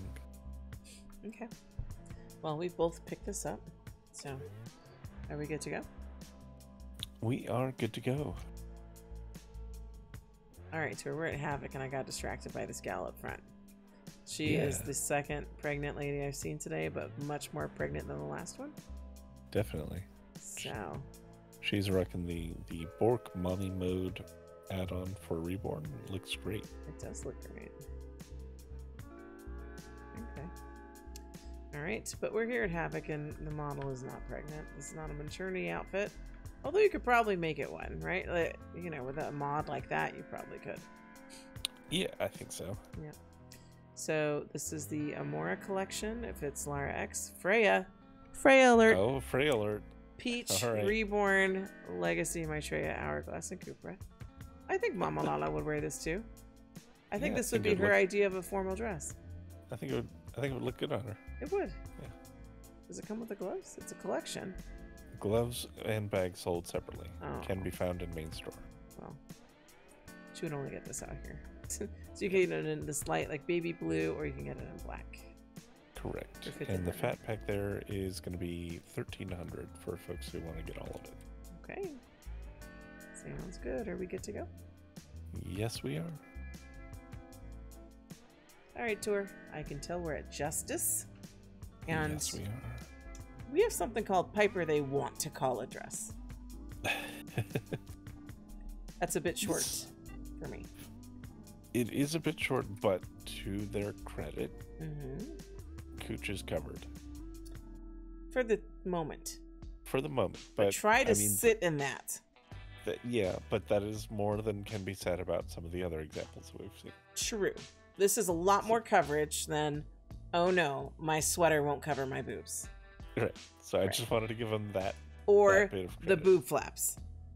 Or the ones that are just calling it a dress, but it just goes to like mid-hip. Right. So this is Piper, and she comes in 3 patterns. And if it's Lara Petite, Legacy, and Reborn. So I appreciate this. I'm going to pick it up because I see myself wearing it with some kind of legging. Kind of like I did before for that Witch in the Box dress. That's my air quotes. Dress. Yes. And the leggings really, I felt more comfortable. Otherwise, it was total, even if I hit an animation, it was Cooch alert. Yes. So, but I liked it with the leggings a lot. So this is another one I would wear with some, especially some leggings that look like really warm, like, you know, like knitted leggings. Like this to me seems like a winter kind of, you know, hanging out, just chilling. Yeah, you know, because of the long sleeves and the ribbing, you know? Yep. Yeah, so. Definitely looks like it would have that warmth. Okay, I'm going to pick those up. Well, this up. Are we good to go? Very good. Yes, we are. Tour? Yes. I love when we visit Cassie. I don't do know too. what it is about these pictures that I'm like, I feel like it draws me in, and like she's looking at me. She's like, tell my story. Right? Like, You know, what's happening here? I think that's part of it is actually the model slash photographer for Fil Casse genuinely does a good job of conveying that there is some kind of story. Or mood or that this is part of a scene and not just an outfit. And you know, I'm sure that other creators do that too, but it's very consistent at Fil Casse. Well, so and I get that. I get some sort of mood out of each of the shots. Exactly. Like I always want to tell the story when I look at these pictures. Like I can only imagine what the like intended story is because I don't know the designer. Right. So I don't know the stories behind the pictures, but there is absolutely a story in every picture. And there are other, you know, other stores. It's just a vendor, right? It's just a vendor image. Here's the item, which is fine. It's you're selling an item, right? You want to be clear. But with hers, it's like, I miss Phil. Like I want to see more Phil. I always imagine that Phil is behind the camera and that like Cassie is the world to him. And he just wants to take her picture all the time. And I feel like this started out maybe being a sexy apron. Like is she on the floor? Is that what's happening? Because it looks like it's a couch or a bed or something behind her. Is she on the floor? Yeah, it looks like she's sitting on a because she looks like sitting, not kneeling, right? Yeah, she's sitting. Okay. Her legs are outstretched fully. So you think she's sitting on her bottom, like that way? That's how it looks to me. I don't see them folded under it at all. No, because part of it's made it seem like maybe she was like in a beanbag chair. But then I'm like, this is Cassie. She's too classy for a beanbag chair. Yeah. So to me, it was just like, I don't know. I felt like Phil caught her and she's like, oh, I should get in the kitchen. I have my apron on. It's time to cook. Yeah. Or she was cleaning and now it's sitting down. Now it's time for photos. Now it's time for photos. Pose for daddy. That's right. Right? And she's like, oh, I can pose in anything. Even I was just straightening this rug. Right. Oh, I was just tidying up. You want me to pose for you, Phil? Okay. That's like I said, there's just so much. Every time I see Cassie, I want to make up a story. Yeah. And this is a lot of fabric for her. I'll also say that. So, it is. But it's like, it wants to be an apron. To me, it looks like it wants to be an apron. So she could be cleaning, she could be cooking. She's just taking care of Phil. And they're home. Just taking care of Phil. Yeah. So this is the Akemi set. Oh, yes. Thanks for bringing us back to what we're doing. Instead of looking at photos and telling stories. And we have this in Lar X, Petite X, Legacy, Perky, Reborn, and Waifu. Yeah. They're calling this a dress. Yes. A dress. I call this an apron. Now, to Fil Casse, this is definitely dress material because they don't give a lot of fabric in any of their outfits. No. This is as close as you get to a dress. And you know, part of me wants to put my fat ass in this, especially in waifus, and I would not look like this, right? I think you should get this one. Oh, I'm going to, because now I want to do, you remember, I know I showed you this picture of me and my old body back when I was Faith in a kitchen. You remember the kitchen picture? Yeah. Like, I want to do that picture again in this outfit with my fat self now. Yes. Like, that skinny girl ate everything in that fridge and more. Yes. I definitely want to see that. Yeah. So, we have special pack colors like you were trying to move me on to. Special pack 1 and special pack 2. So the ones has like a it's kind of pastel-y. It's like light blue and light yellow. And then you've got your darker, more sultry red and black for the rar. So exactly. Yeah. So I'm gonna pick them both up because I don't know. Like today, I'm feeling blue, but not like down blue. I'm just feeling it. I'm feeling blue. Yep. So I'm gonna pick this up, and I almost want to like, I gotta see if I'm following the Fil Casse on Flickr, which is a whole nother thing. Like probably should have talked about that too in Second Life news, because you probably aren't hip to this because you're not a blogger. I'm not. But not Flickr, blogger, no. I don't know how much more of the Second Life community is going to stick around for Flickr, because Flickr is like axing free accounts from the bloggers because it's commercial activity, air quotes. Like they have a rule now that you can't have commercial activity unless you're a pro account. Well, you are a pro account. I am. I know it doesn't really affect me, but there's a lot of folks, a lot of bloggers who don't have pro accounts. And there's a very strong Second Life presence on Flickr. And so on Second Life Facebook, there's a lot of talk about which platform are we going to use instead. Because Flickr is axing so many free accounts. Because a lot of bloggers do have free accounts. Like, why pay for pro? Right? Well, to do commercial activity, obviously. Well, yeah, but... No, I know, understand. but, you know, it's like, you don't blog for the money, really. Well, you don't. Some people do. How? A lot of people do. What do you mean? Like, designers? Sure. Right? Yeah. Designers, they're putting their stuff, that's ads, that's advertisement. So they're making money. But bloggers don't make money. Well, I suppose they don't. Some may, but I guess their payment is in, they get the items. The items. Right. Stuff. Yeah.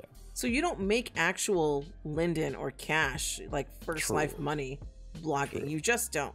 And so, and I've never been like top blogger, but even the top bloggers, you're getting the free items, right? That's what you get. That's your payment as a blogger. Yep.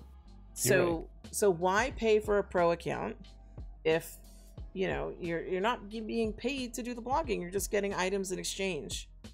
So I get why a lot of bloggers don't have paid accounts.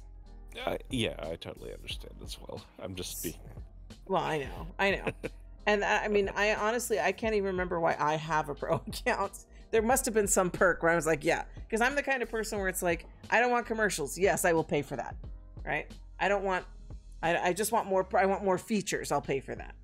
And I feel like that's what it was with Flickr. There was more features somehow, some way. I don't even remember. It's so long ago. So I'm curious to see if there is really going to be a migration from Flickr to some other platform.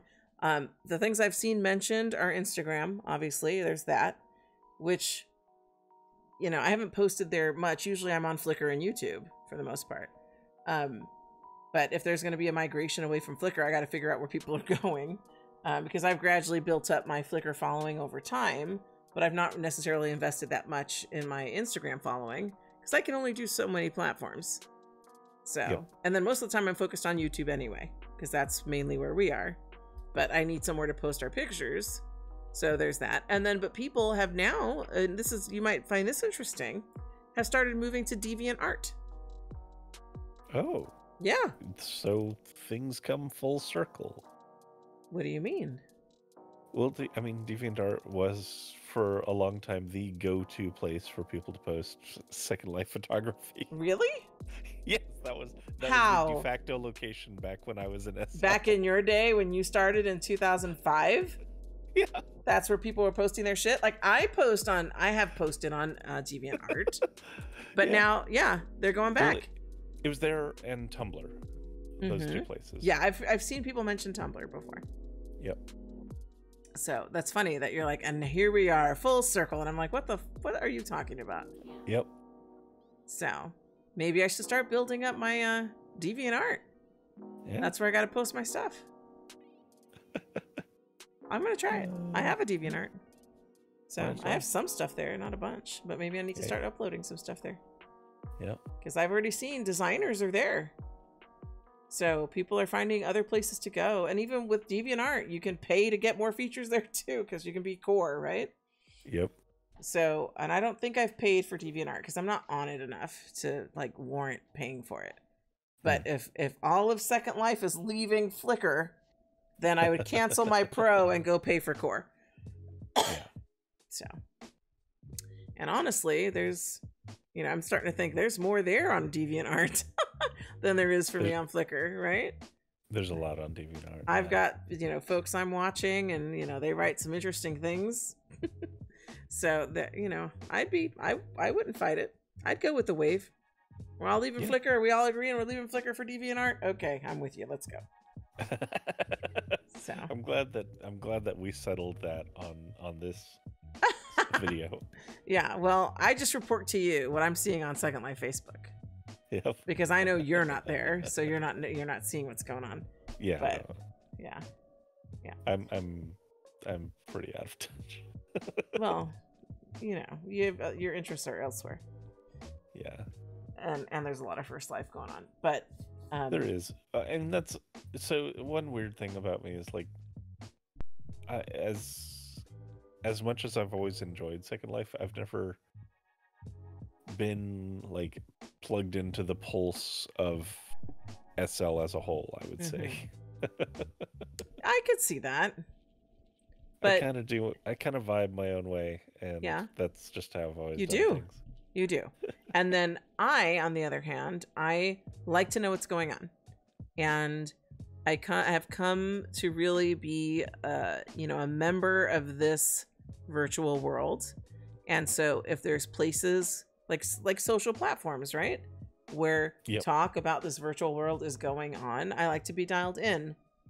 And it wasn't until I became an SL model that I started understanding how to kind of make that transition, because it was never anything I thought about, right? Like, why would I want social media for my virtual persona? It just didn't cross my mind. I didn't need that. But then when you're a model or a blogger, you need that. Yeah. And because that I'm makes sense. Endlessly curious, I'm going to be like, oh, I want to try that. I want to try that. Oh, you need this for that? I'm going to do that. Yep.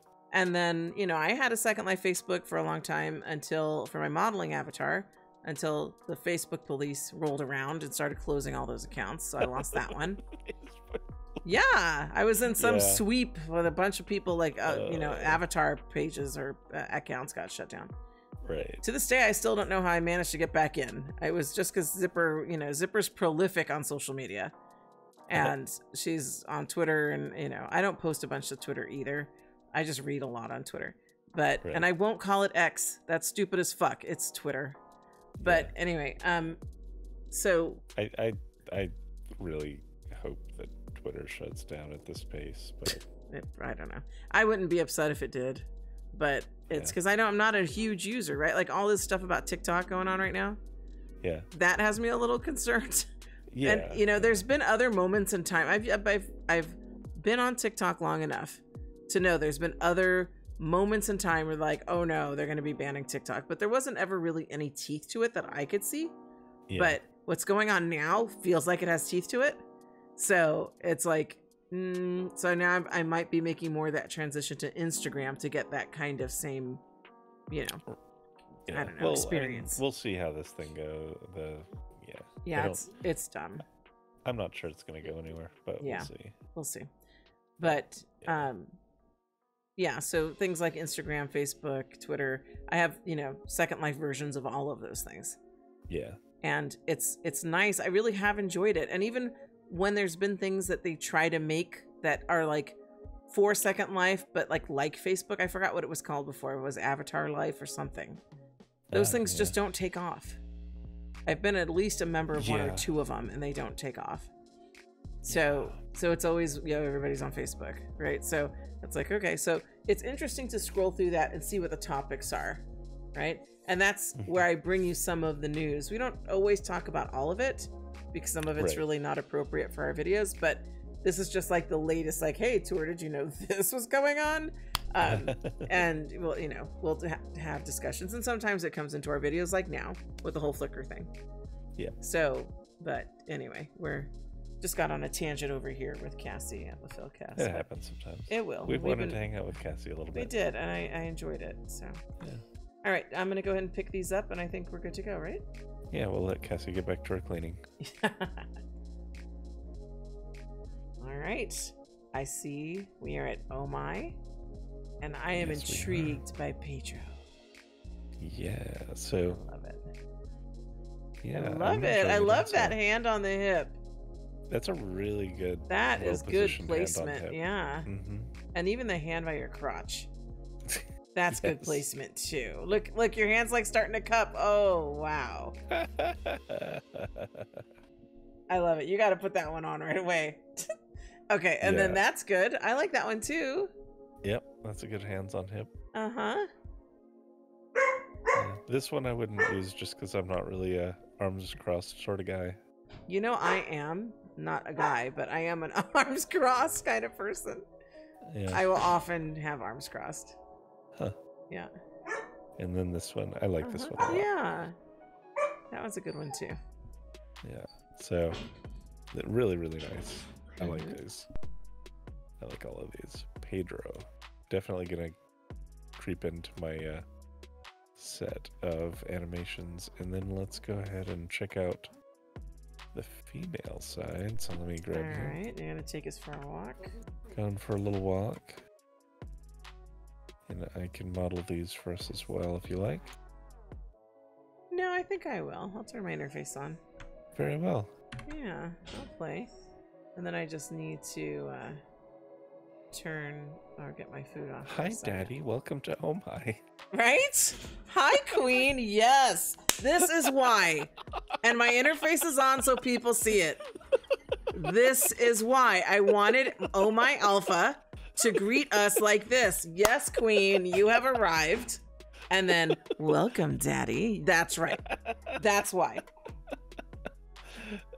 I'm glad my interface caught that. Okay. It's pretty good. So I'm going to turn off my AO, and then I'm going to go over here.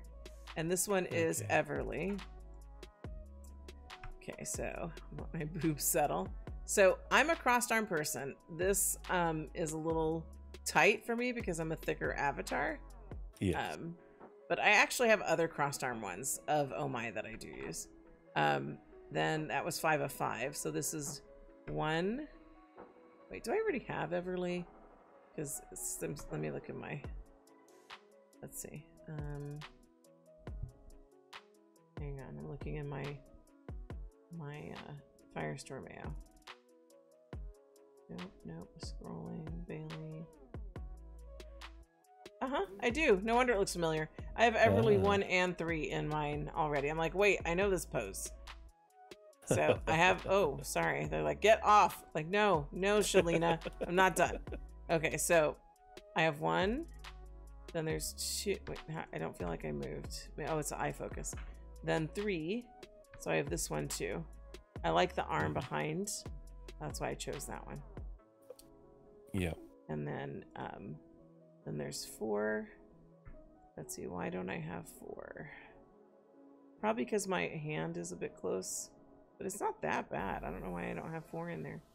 And then there's 5, which is the tight arms.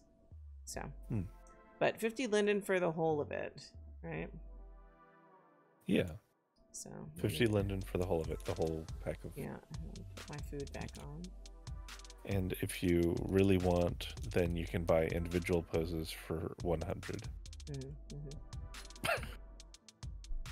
Okay. Why are you laughing? Because no one should ever do that. No, you just need to buy all of it. Why would you pay 100 for one pose when you can have 4 or 5 of them for 50, right?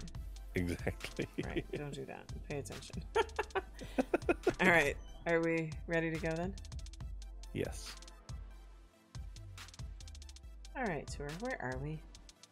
We are at Phedora, the makers of my sandals. Yes, that's true. And they have a shoe behind us that apparently is new called Mavis. It has a 35 multi-HUD, which I'm assuming means it has 35 colors. Anatomy, they has a Gen X, E-Body Reborn, Anithium Cupra, Legacy Female, and Maitreya. So that's a fun platform. Yeah, I think so. Yeah, so I picked that up 50 lindens of steel. So you want to grab that for sure. Especially for that many color options and such. Right.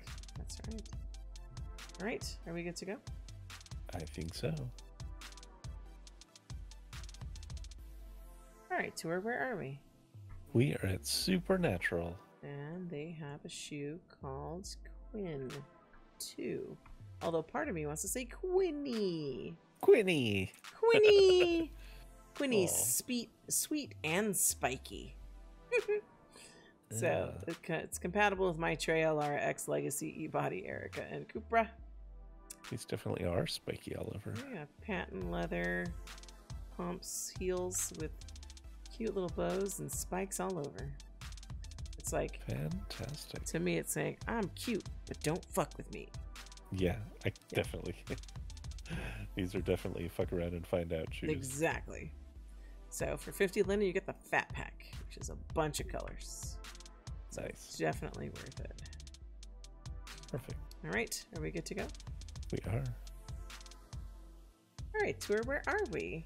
We're at Sways. I love what I'm seeing. I do too. I 'Cause gushed about these immediately. You did. He said, I need them in my new classroom. And I'm like, what could I possibly need in my new classroom?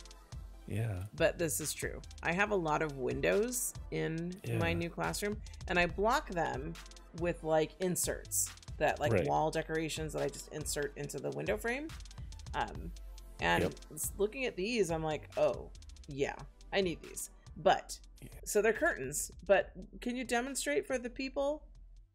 Yeah, so they're more, I think they're more blinds than curtains, but Well, same difference. Stay in they the family. fulfill the same thing. Window yeah, dressings. They have these options where you can do like open, closed, or up, which is like half open. And you can do that with any of these textures. I like the way they've done it. This is a very clever approach. So it's very, you know, obviously an approach would be to like script it, but the way that they're using the snap would make that kind of tricky to pull off. So what they've done is they've just made it, you know, different states where you pick the state that you want and it just does it. And I love the colors used on this. It's very whimsical, very playful. Yeah, so and that's why you're like, it's good for your classroom, which is true because it's very pastel in there. But this is spring flowers and spring stripes.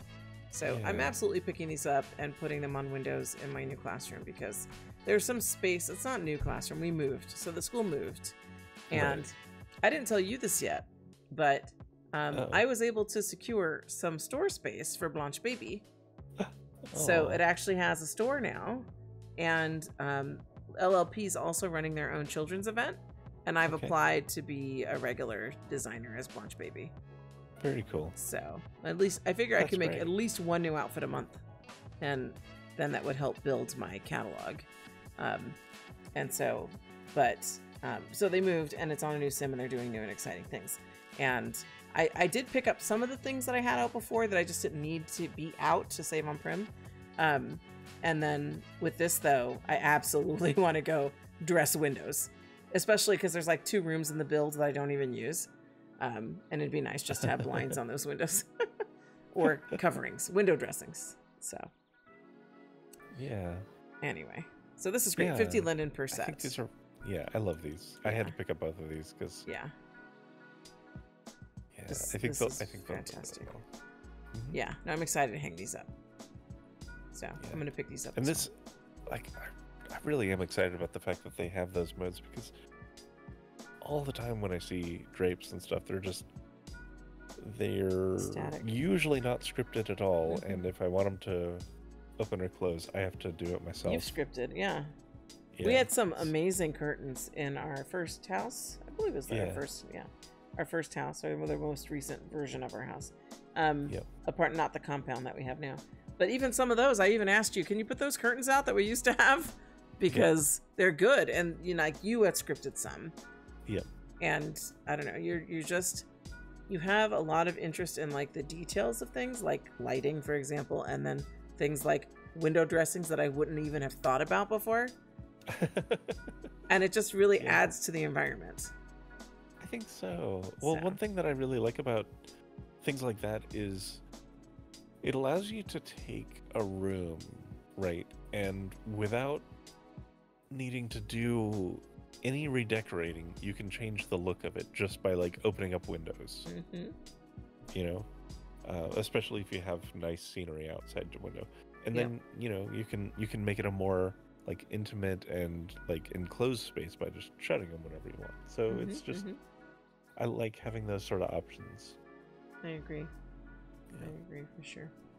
I'm excited. Like I said, I'm very excited to hang up some window coverings. Yeah. So. All right. Okay, we good to go? We're good to go. All right, Tour. You were very sad when we arrived. Can you tell the people why? Well, because your platform is now occupied by FLFing. But I told you I think I'm okay with that because now there's a fox here. I don't think this fox was here before. I don't think it was either. It's so cute. It's like the fox is here to be like, it's okay, Consuela, that your platform is occupied by a giant FLF sign and you can no longer be standing there. The fox is here. It makes it all better, and it's winking.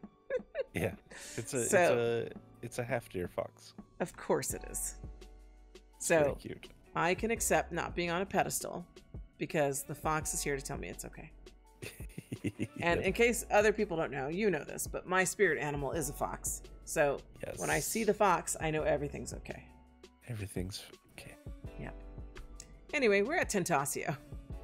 Yep. And they have Navi and Lila, right? Yeah, Navi and Lila. Yeah, I don't know why it's called Navi version. I don't I don't understand because they're not versions of the same thing. One's a shoe. No. Yeah. One's a actually really cute penny loafer, and the other is a plastic bag Full of stuff. Yeah, and I say that, and then I think of like a shopping bag. That's not what I mean. But this reminds me of the plastic bags that are kind of like the jelly shoes. So maybe it's like a jelly bag, right? Could be. Because I remember those jelly shoes back in my day. Do you remember the jelly shoes? I mean, you probably didn't wear any. The jelly shoes. You don't. Okay, let me use my internet window and see if I can find the jelly shoes real quick. Okay. Jelly shoes. I'm gonna put yeah, the first thing I was gonna put 80s. It already came up. Jelly shoes from the 80s. Perfect. Yeah. Let me just do images. And yeah, now we're gonna have a story. We're gonna have story time. Okay. So let me put this up here for you. Actually, let me link you because you won't see it on the video. Yeah. I'm gonna put what I search for over here, and hopefully that search opens up so you see the same thing. So you have that open? Yeah. Okay. Yeah. You know what I'm talking about? These. Okay. Yep. So I'm gonna open it over here now. So here I have the jelly shoes. Let me scroll. So if you're old like me, you remember these shoes.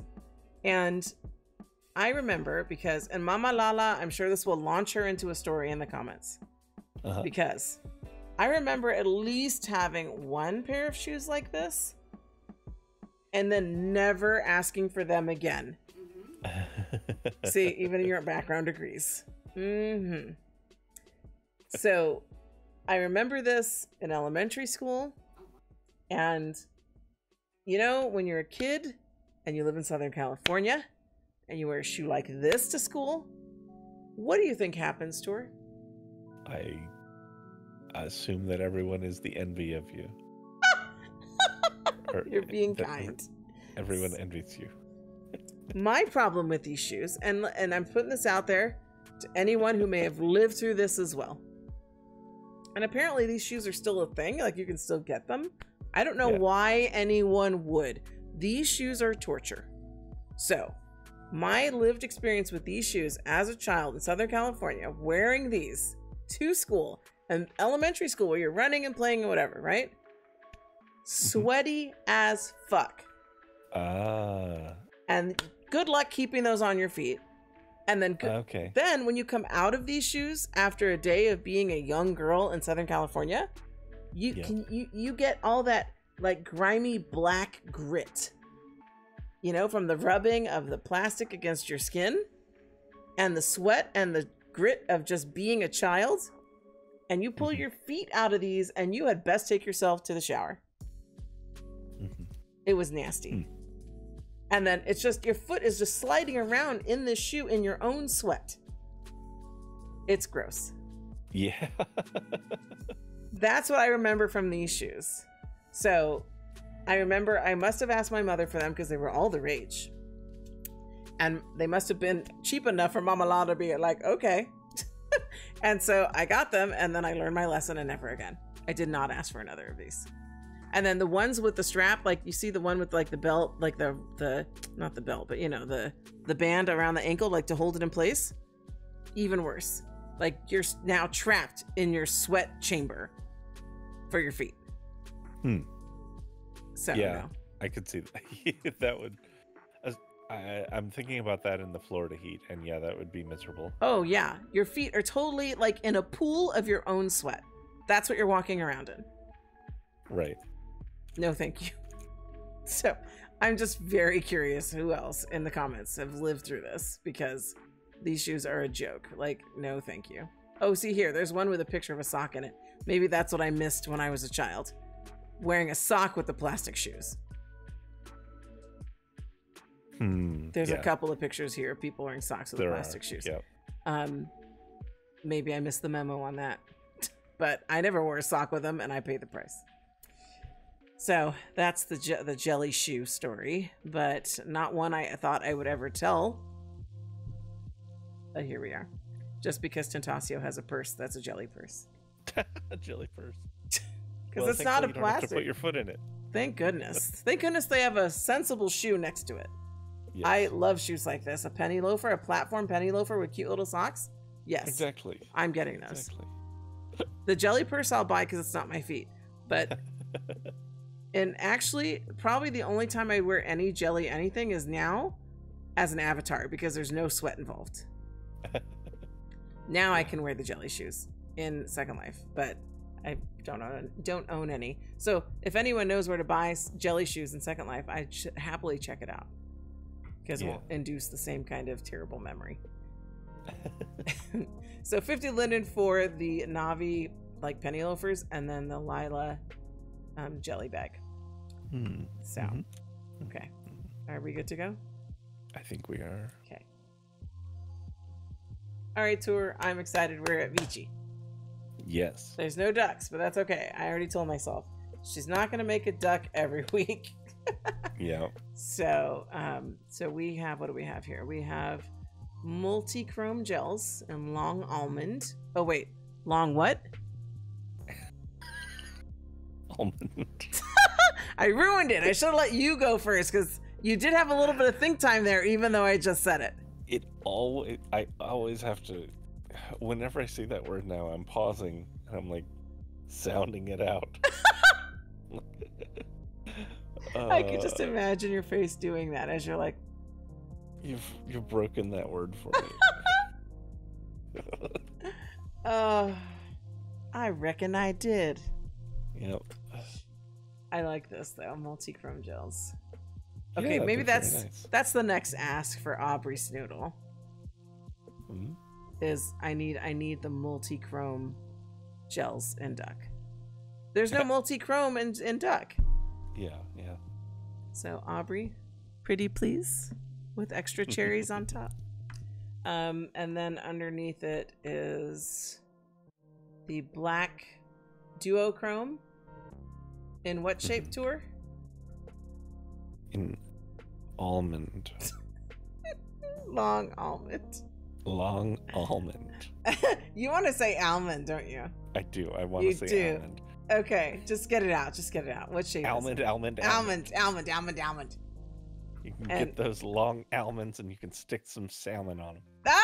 You beat me to it. I was going to ask you, what kind of fish swim upstream? Yep. Yeah.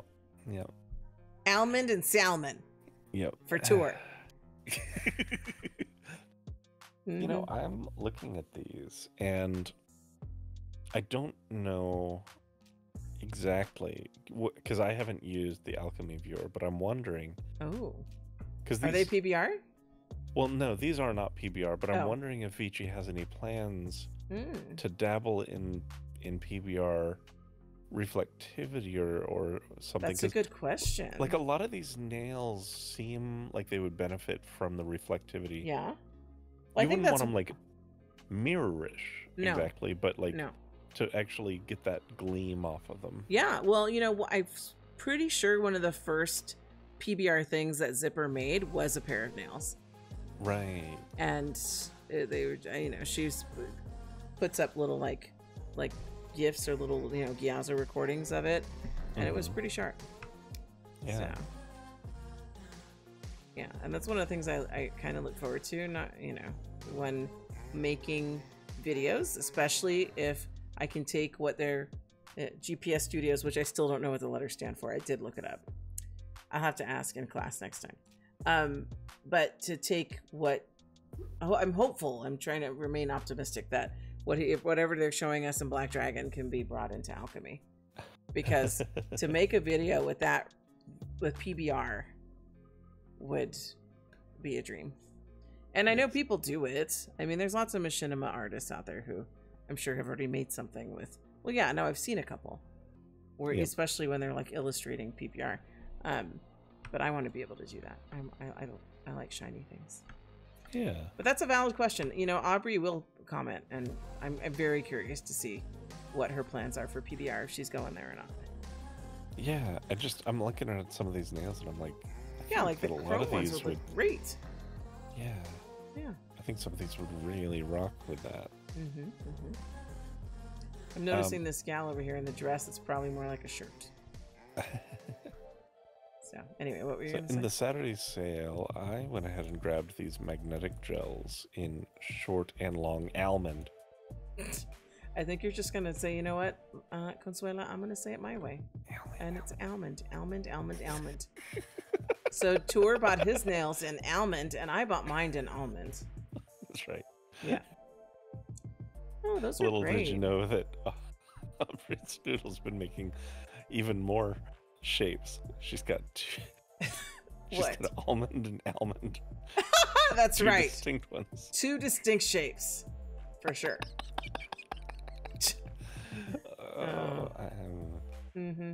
So I'm gonna buy them too, so we match. Okay.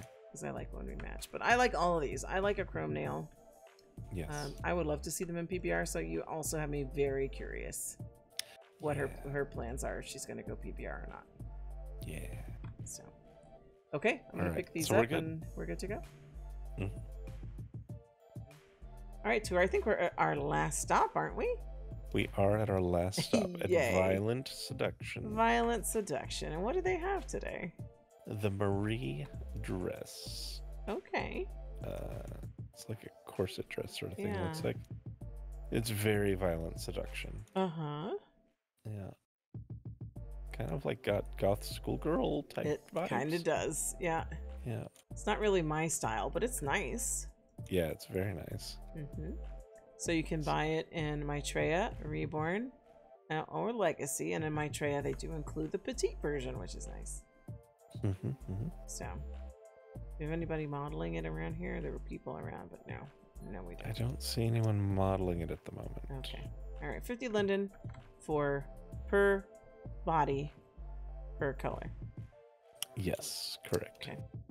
All right, so we're good to go. We're gonna go do first life thoughts. Yep. Okay. All right, Tour. You where did you bring us to? I brought us to the tavern at Mad P. That's part of their Dragon Egg Hunt that you mentioned at the top of the video. Stream video. And I see you sat me in front of the heartiest place. Yes. Some soup, but I've got. Looks like I've devoured some of this already. By the look of it. As it should be. And you've got a plate of desserts over there too. Yeah. Little blackberry, looks like lemon cakes or something. And you have what appears to be a rather large soup. But I imagine you're just waiting to feed that to me after I finish this plate. Yeah, this one is hilariously a salmon stew. Oh, perfect. Does it have almonds in it? I don't see any. I don't see any. Okay, that's too bad. Then it would be absolutely. You'll have to let me know. When you feed it to me, right? When I feed it to you, yes. Right. Okay. So here we are in the tavern, chilling at the end of the video. Yes. And we have first life thoughts, which I'm already bracing myself for. Yes. Well, this one I'm going to try to keep a little bit more positive, actually. Okay. But, you know, to be fair, we always, you know, whenever we came to this section, it wasn't to keep it rosy, you know? But I know. I know. So I don't want you to think that's what I'm after. No, but so it's actually kind of. So part of it is I have actually some more positive news to share, but also I wanted to kind of follow a little bit further from the question that you posed last week. So let me start with some positive news. Okay. So, and this is actually about Gaza. Now, it's not a fix for things that are happening over there, but World Central Kitchen they've dropped a ship there with 200 tons of food, and there's another ship planned for 300 tons of food. And World Central Kitchen is they're actually a place that I applied to work when I was gonna say looking to shift jobs. They are well positioned for this because they don't wait for governments to get their shit together, and they don't ask permission. They're like, people need food, we go there and give them food. They're a phenomenal organization. I'm including a link to the news article, but that page also is the World Central Kitchen website, where if you wanted to donate, you can, and it will go to missions like this, where they not only provide meals, but importantly, they set up food production infrastructure. So in addition to just getting food to people, they also set up the means to produce food on site. Which is, really, really important. Obviously, they're still importing ingredients and stuff, but they will find ways to stretch whatever they have access to into a surprising amount of food. They go all over the world, and sometimes it's just disaster recovery, sometimes it's war zones, but their mission is to feed people. And that's what's needed over there right now. Yeah. So I wanted to start with that story, and I wanted to not only leave with that story, but also highlight the philosophy there, which is just do the thing. There's something that needs doing, rather than waiting for the cavalry to come. Sometimes the answer is to just do the thing. Now, obviously, not all of us as individuals can just go to a war-torn area and provide meals, but that starts somewhere. So I also am leaving a link to the 7 steps to start a Food Not Bombs chapter in your area. This is from the Food Not Bombs site. It's a group that I'm,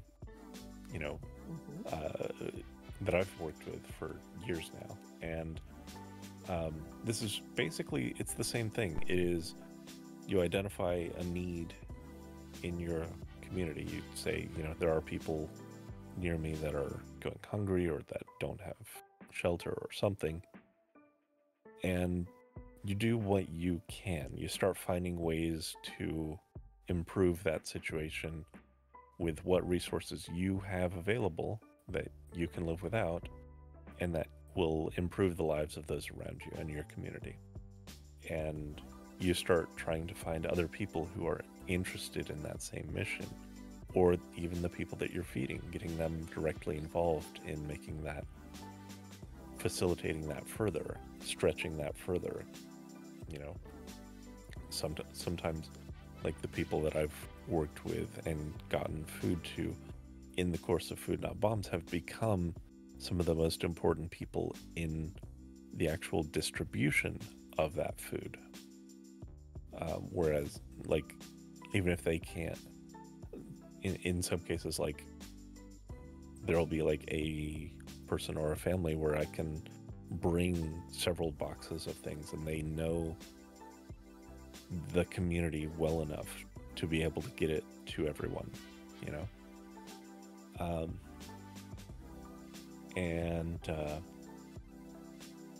I think that is like that's where it starts. You start on something small and you build it. You start building a larger community around it. And when you have a larger community, you can do more. Like every person becomes a force multiplier. It's not linear, it becomes like exponential. Because when you can pool resources and you can overlap schedules, you can start just doing so much more. And this is true not just of food things, this is just an example. It is just, that is how like community organizing works. Whatever the need is, whatever the problem is that you're trying to solve. In so much of what we are kind of taught growing up, there is no avenue for direct action. This is something that we're having to kind of relearn and re-engage with. And there are, of course, some people who have been doing this their entire lives. But there's a lot of us who we've just grown up thinking the only thing we can do to affect change is vote every few years. And sure, voting's important. But there is so much more that we can do, even if it seems small, even if it won't totally solve the problem. Doing something can always help, and it can be the steps to building bigger, more systemic, more lasting and enduring change. Because yeah, it also can sometimes become the model for the actual fix that eventually, those in power implement. It's very often they are not going to be able to come up with an actual good solution themselves. But if something is working, if something is proven to work, and it has been mass adopted in a community, it's a very small step to then start getting a constant funding stream secured by the state, by grants, by whatever it may be. And to that end, a wonderful book resource that I think I've recommended before, but I'm going to recommend again because it is related to the subject, is We Do This Till We Free Us. Now, this is written specifically more about community organizing around abolition, like police and prison abolition, but the same concepts apply to anything that you're trying to solve, any sort of community organizing.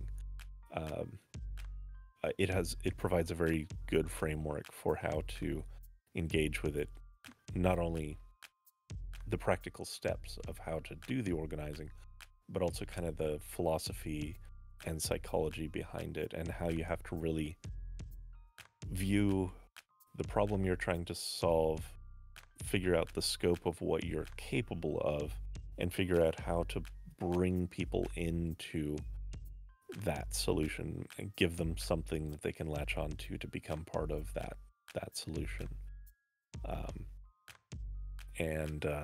So those are some things, because I really was very, very, and still am, but I was very upset last week, and when you posed that question, like, what can people do, I don't ever like to say there's nothing you can do, and I know that I gave an answer, but you did, and it wasn't my intent to make you feel bad. No, but I had a week to kind of stew on it, and I feel like this is a more complete answer. And okay.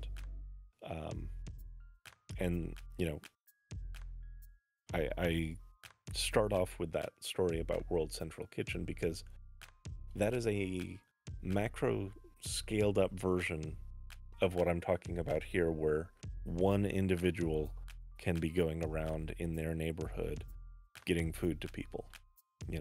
That's where it starts. And then where it can go is a ship with 200 tons of food delivering kitchen infrastructure to a war-torn region that desperately needs it. It builds from something. They didn't start there. they started with a guy who just had like a restaurant, and then he felt like he needed to feed people like that didn't have food. So yeah. So I feel like that is a better answer than I gave last week, and I think that this is a more useful way to discuss this sort of stuff. Okay. So I agree, and like I said, I had no idea till now that you've been stewing on it all week. Yeah. And then I upset you with my question. I'm teasing. I'm teasing. You didn't. Okay. Yeah, just like I know TPs aren't bad. That's thing. Thank you. Although I did have a moment with that this week, and in the comments, Tristan agrees. I'm just saying. So yeah, that's what I wanted to say there. I will pass it back to you. Okay. Well, speaking of comments, we're gonna open up the internet window and take a look at the comments. So I've got the internet window up. Let me scroll down. So we had, okay, it was funny. Okay, 6 days ago, 6 days ago, 6 days ago, 7. Yeah, okay, so it starts with, as I figured, Mama Lala. And she made comments on my story about my Wiccan path, right? And she made a rather long comment, which is fine. You know, I like novels. And she did verify that she would just drop me and go shopping. Like, my Mama Lala's not into books, okay? And she's would not debate that at all. Because she even says, she's like, you know me in books. My mind drifts so quickly and easily. Bored. It's so easily bored, right? And then she, are you okay? Yeah. Is that a cough sneeze? Yeah, that was a cough sneeze. Yeah. So there's a rather long comment, but basically just kind of elaborating on what I shared. And so my memory is accurate in that way. And then you made a comment to her. Yeah. Where you said, I have immense respect for this decision you made as a parent. And then you talk, I feel funny reading your comment to you. Yeah, I was basically, you know, she confirmed that, yeah, she was like, despite her own view of like, you know, spirituality, that she had a decision before you were even born to let you discover the world and make those decisions for yourself. Yeah. Which I do have immense respect for, because that is not what I got growing up. I very much was indoctrinated. You know, I'm not going to mince words about that. And I do have resentment about that. But yeah, and you know, it took a lot to deprogram from that, and it had a high social cost, and it still is a point of relationship strain. So yeah, I do have huge respect for Mama Lala for letting you be yourself more fully. Yeah. I remember, you know, reading the article, like I said, that in that teen magazine, and, you know, feeling a little nervous to bring this to my mom because, you know, I'm 16. It's, you know, a long time ago, because I keep trying to avoid dating myself exactly. But, you know, it's like the early 90s, okay? Or no, at that point, was it? No, late 80s, early 90s. And, you know, I don't have access to anything. I barely have my own money. And I need to go to the bookstore because I want to look at these things. And I want to be able to buy these books. And I don't hide anything from my parents. Like, they, you know, they're going to see what I'm reading. I don't want to have to read in secret, you know, that kind of stuff. So I felt like I needed to bring this. And I was very concerned that the answer was going to be like, no. Because, you know, I think I've shared before, my parents had no problem saying no. So, you know, I want things. Nope, that you don't need that. We don't have money for that. Whatever the story is, right? So there's that very real concern as a child that you're going to bring something to your parents that you really would like, but you just don't know if they're going to get behind. So, yeah, well, so, and just to touch on that, like, you were concerned about them just saying no and denying it. Yeah. In my case, I would have been afraid of them I'll gently say reacting very negatively and punitively for even engaging with ideas in that capacity. So do you mean like hands-on punishment kind of thing? Sometimes, but more like, you know, we're gonna sit down and like gospel at you for every night for a week until you get right with God, sort of thing. Because there was no exploring ideas outside of you know, outside of what was acceptable. Yeah. So I really enjoyed reading Mama Lala's comment there, and yours in response to it. So, because you know, sometimes you don't always comment. So yeah, it was nice that you did.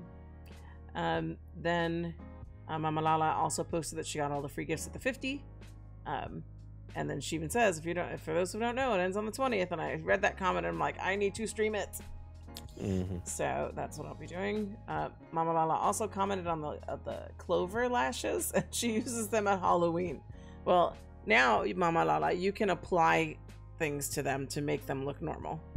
Yeah. So I still have them on, by the way. I forgot to mention that at the beginning. So I still have the clover lashes on with the Alt 3 applier to them. I think it was the Nymph applier. They look so good. I love them. You wouldn't even know that they were those crazy clover mega lashes. Yeah. And then Barbie SL, I made a comment because she had only left one heart. Remember I told you the hearts are like a rating system.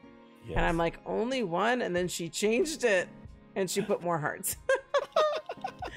And I was like, I see you changing it. Wow. Thank you, Barbie SL.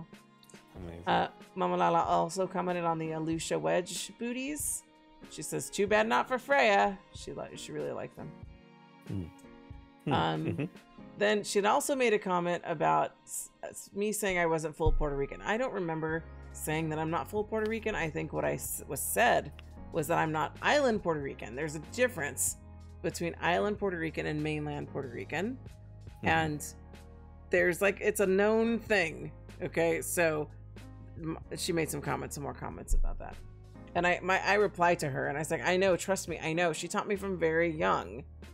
She's like, I remember to this day, like, I remember someone had come up to me because I'm, you know, like I said, I'm a very tan, you know, just olive skin tone, you know, like I'm not a light skinned Latina, right? But I'm not super dark either. I'm kind of mid-tone. And, and when I was a kid, again, in Southern California, this time not in the jelly shoes, you know, I'm outside, I'm running around, you know, it's the 80s. There's not a bunch to do but be outside, right? I wasn't into TV. There was music. I love music. But you know, I was a kid outside, and then we lived in a condo complex, and there's a pool, and we could like run over a few blocks to get to the pool. And I'd spent a lot of time in the pool. So now I'm like a frizzy-haired little dark tan child running around and, you know, living my best life. And so when I was at school, and I went to school in an area where it was a lot of different ethnicities, but there was, you know, Latinos, there were Filipinos, there were, you know, African American, and obviously Caucasian. Everybody's in the mix. And I remember being asked by, I don't know, a child, I guess another child probably, who had come up to me, and this is all elementary time, and asked me, she's just kind of, I'm going to assume it's a she, I don't even remember this day, gender, who it was, but they asked me, what are you? Right? Like they're looking at me confused. What are you? And then I remember there's another time I had been asked before if I was black. And so I would come home and tell my mother these things, and then she'd get fired up. And not because she's against, you know, blackness or any of that, but she's just proud of being Puerto Rican. Well, yeah, she wears her flags. Yes. And she even made a comment to that, leave my flags alone. So she's so Puerto Rican, she will wear her flags. Yeah. And I remember it as a young child, she was like, tell her, you know, somebody asked me this, whatever. They asked me if I'm black. They asked me, what am I? And she's like, and she'll probably correct me on the wording. I'm paraphrasing. But she would say, you are 100% Puerto Rican. Don't you ever let anyone tell you otherwise. That was the phrasing I remember. And shouldn't, you know, and I was even waving my finger just now if you couldn't feel it. Like just in my face, like, listen to me, mijita. Or she would call me gordita, right? Because I was chunky then too. But just listen, this is what it is. And so that's what I'm telling her. I was like, I would never say I'm not full Puerto Rican. I know if I was taught by her very young, I am full Puerto Rican. Both parents, right? So it's just mainland versus island. That's all I was talking about then. Yeah. So. And I think that is, you know, that is a very important thing. That actually kind of touches on a little bit of what we talked about last week about how culture is very tied to place and community. And, you know, unless you grew up, you know, heavily on the island, you're gonna lose something, some part of that. Yeah. You know, and obviously not all of it, because it's very much part of you, part of your family. But you don't have that kind of ingrained and fully internalized because you didn't grow up fully within that community. Yeah, I agree. I definitely feel like my experience was definitely more Americanized, which I have feelings about. But, you know, there's definitely the Puerto Rican experience that you get living on the island. And then with my parents are concerned, there's definitely a Puerto Rican experience you get by being New Yorker, right? There's like a term for it. So, you know, that Puerto Ricans from New York, right? There's that experience. I don't even have that. I was born in New York, but my parents moved while I was an infant. So my really firm memories, I know I maybe remember a little bit, but it's like Massachusetts, Florida, California, right? These are like the least Puerto Rican places around. Well, I mean, Florida has pretty substantial, depending on the part, has some pretty substantial Puerto Rican communities. Well, but I don't remember a bunch of Puerto Rican when I was there, but I was also not all of it does. 3, in fairness.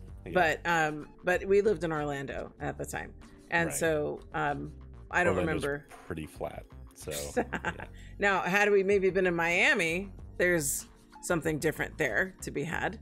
But you know, Miami, Jacksonville, Daytona, both of those also have pretty substantial Latino population. Well, that makes sense because, you know, I recently went to visit my uncle in Jacksonville, and we went to have Puerto Rican food. So it wasn't hard. So that's where I was getting at. I have definitely had a very American upbringing. So that's all. It doesn't change the fact, doesn't change my DNA. It doesn't change the fact that I'm Puerto Rican. It's just very different than being on the island. That's all. But it's also something to be cautious about, and I'm glad that you are engaging more with like your Puerto Rican side. You've talked about wanting to do that more, because one of the dangers, one of the problems with the way that the United States especially has developed is there's kind of this sinister undertone that flattens culture out of people. And it doesn't do the melting pot thing. It just kind of dilutes what makes people and different groups of people, what gives them kind of identity and you know, spice and like culture as a thing, and flattens it all down to be a American hard worker, and do that until you die. Right. And like that is the only metric by which people get measured. And it is a huge problem. And I think that it has also led to, this is not something that you would have a problem with, but it's definitely something that I think infects a lot of white people's brains. Is we have largely lost so much of our various disparate cultures, which there are a lot of them, that many people become extremely anxious about that and instead wrap themselves around white as an identity, and it really is not. It's a nothing. It's nothing. Yeah. But that absence, that loss, is something it's very, very real, and the anxieties about that are being misdirected, rather than being directed in productive ways, like trying to reconnect. Like some part of me wants to reconnect with like my Irish heritage, which I have. I think that there's a lot there that I kind of vibe with, but I grew up around none of it at all, so I don't have any actual cultural institutional knowledge.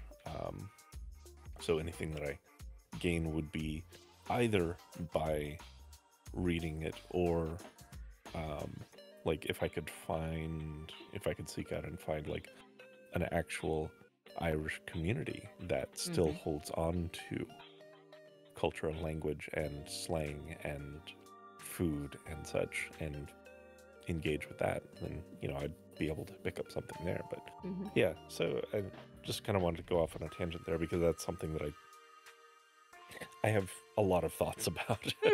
I can tell, and I enjoy that. So I would figure if you could, you'd want to travel to Ireland. Yeah, I very much want to sometime.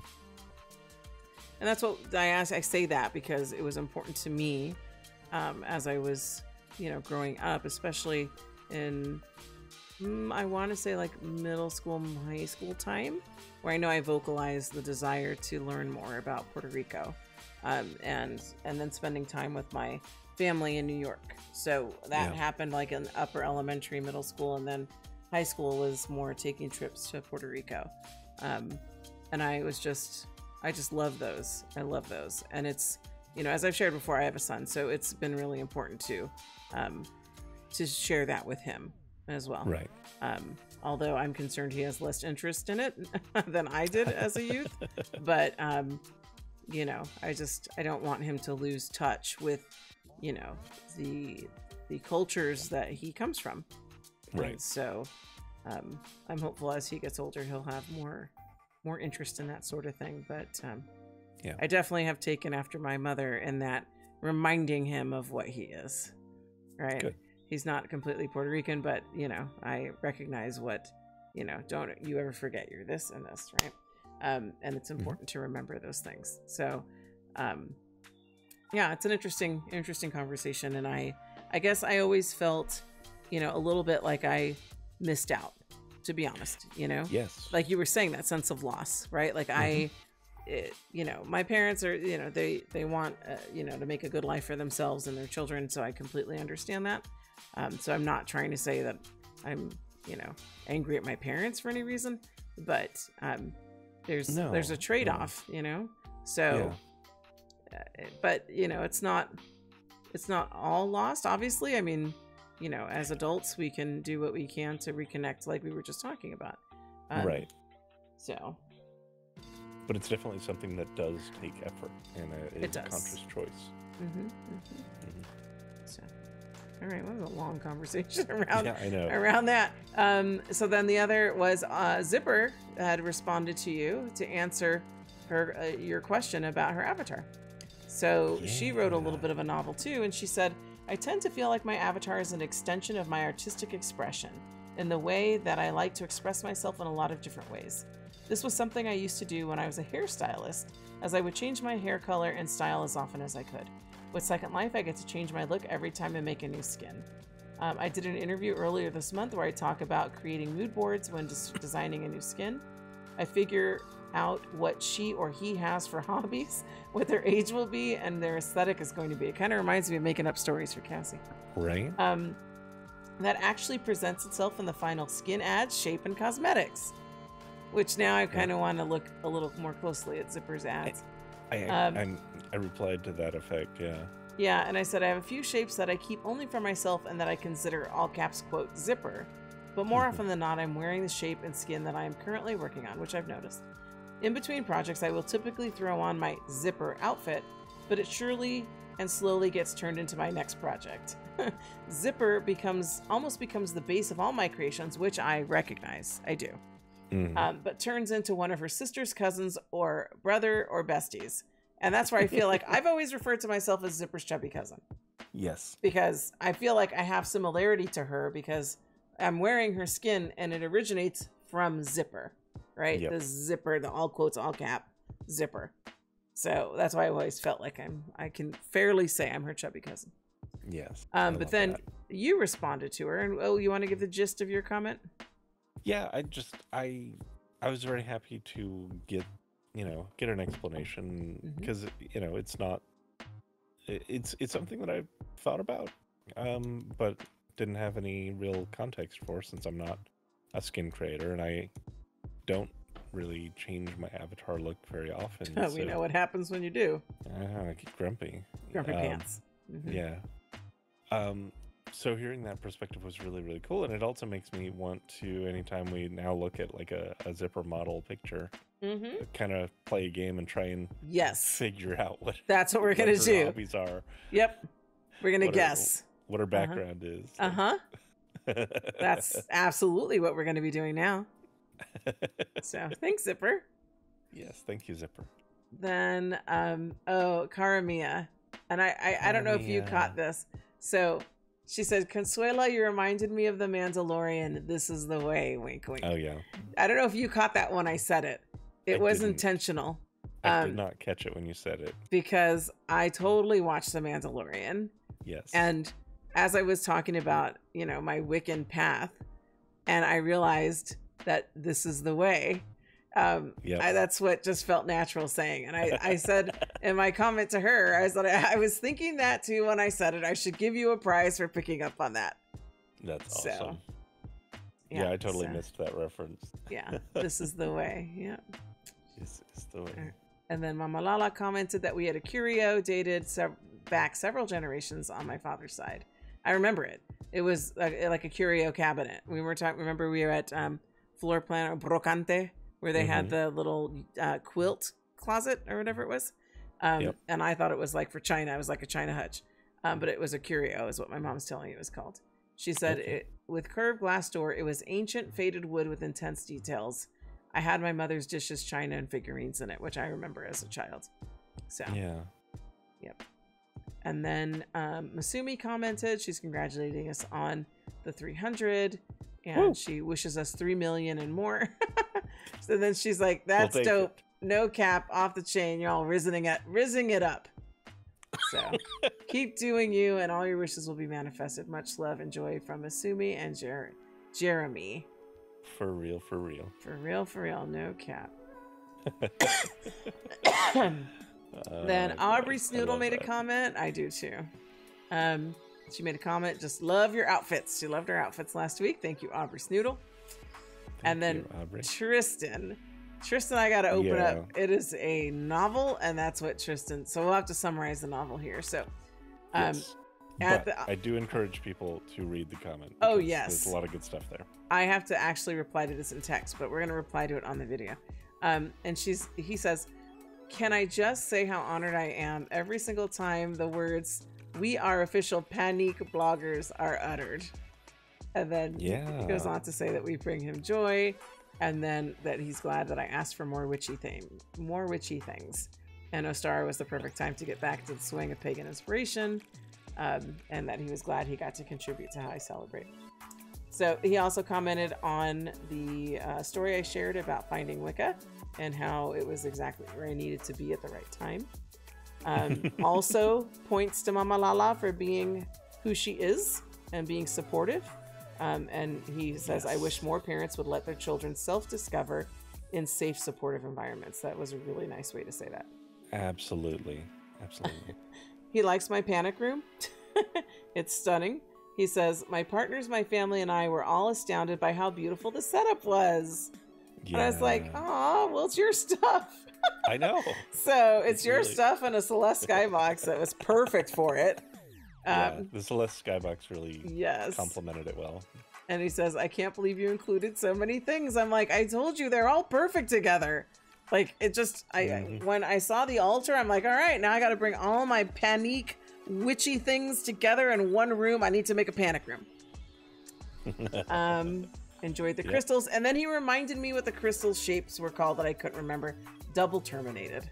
So the three that were laying down are double terminated. Yeah. So, but I had the other ones right. The point and the palm stone. Then, okay, so maybe you can help me with this because I didn't see this. He says, I was particularly proud of the candle. If you haven't seen the, was it captioned sea doggo video on YouTube? Do you know what he's talking about? I didn't look it up. I don't think I have. Okay, maybe I need to pull that up. Let me copy this. Captioned seal doggo. So let me go over here and see what he's talking about. Oh, I have seen this, yeah. So let me search real quick. Yeah. Oh, what is this? 7 years ago? Is it? Yeah. What? Yeah. Egg. I like this one. What? Oh, it's like a minute long. What am I watching? It's egg. It's just being cute. Oh my goodness, I'm glad I have the sound on. Egg. Fish.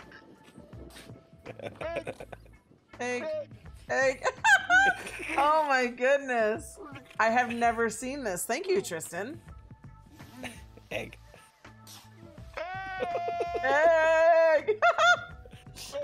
Oh my goodness. Okay, I've got the gist. We're gonna pause this. Very cute. That's funny. Okay, so he says it perfectly sums up my reaction to my little egg candle. So that's what he's saying. He's reacting. Oh my goodness, Tristan. And then he goes on to say, thank you for the compliment on the incense. He used a third-party script from Naughty and Nice for the smoke because he was tearing his hair out over it. As Tor mentioned, particles can be quote-unquote interesting. Interesting is as polite as I can say. Right? He says, highly recommend that creator if you need easy to work with scripts. Yeah, you can bet that I'm going to look into them whenever I need to deal with particles. Naughty and Nice, yeah. They're miserable. The particle system is, it's a very clumsy thing. Yeah. He goes on to talk about your comments. He thanks you for your comments on the optimization of the lunar light and lunar throne. He said it means the world to hear. Learning how to optimize my messages came later in my designing career, and I wouldn't have gotten to where I am without Gwen Ghostly's guiding hand. She's the greatest mentor you could ever hope to have, and fellow witchy creator too. I was so happy to see you two enjoying her toadstool. So this is Volatility. Okay. I own them myself, and they're super cute. I love the fact that Tristan is all about like lifting other people up and giving credit. Yes. I have immense respect for that. Yeah, I do too. Tristan, he's great. And then he goes on to say, I had to laugh during the visit to Hysteria. He's quoting you. It's a fascinating piece, says Tor. And, and then it says in all quotes, imagining Consuela wearing nothing but a formal lapel. Yep. And he's like, it's okay. I'm right there with you. Wait. So wait. Tristan, are you imagining me wearing that too? Is that? No, yes. Huh. I might have to entertain that. Okay. Because I bought it. Let's do it. Yep. All right. Mm-hmm. All right. I will style with that. So. All right. Yeah. Sounds great. All right. So let's see. Then, okay. So here's where we get to the TPs. Thank you both for the discussion about appropriation versus appreciation over at Balaclava. This is a comment, or I'm sorry, this is a concept I've been trying to fully find solid ground on for quite some time. And I often find myself standing in Consuela's shoes yelling, bad, don't like teepees. I'm like, yes, Tristan, I'm not alone. And he's like, when that's not quite how it works. It's a complex balance you have to strike, made easier by understanding other peoples and cultures. It's not always easy, and we make mistakes, but it's worth the effort. Yeah. So, and what's funny is that I messaged you during the week when I ran into some teepees, and I screen grabbed it, and I'm like, oh no, teepees, and runs. Now it's a joke, you know. I'm not trying to make you feel bad, but it's like, I wish people would just maybe call them tents. Like, that could have been a tent. It didn't need to be a teepee, right? So anyway, now it's a thing. But then the last thing he touches on, he's like, thank you, Tor, for talking on a topic that doesn't have a happy leaving off spot. It's draining and exhausting and heavy on the heart, but important for so many people that we know and are aware and do what we can to be heard in opposition of what's happening. Too many have died and too many more are going to, I'm afraid. Thank you for giving it attention. Yeah, I mean, that's the thing is, it does sometimes, you know, some of these topics just are unpleasant, and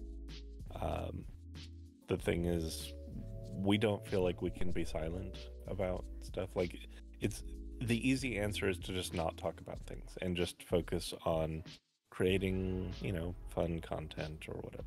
Right. Everyone does that. Yeah. You know, we don't need to just be another.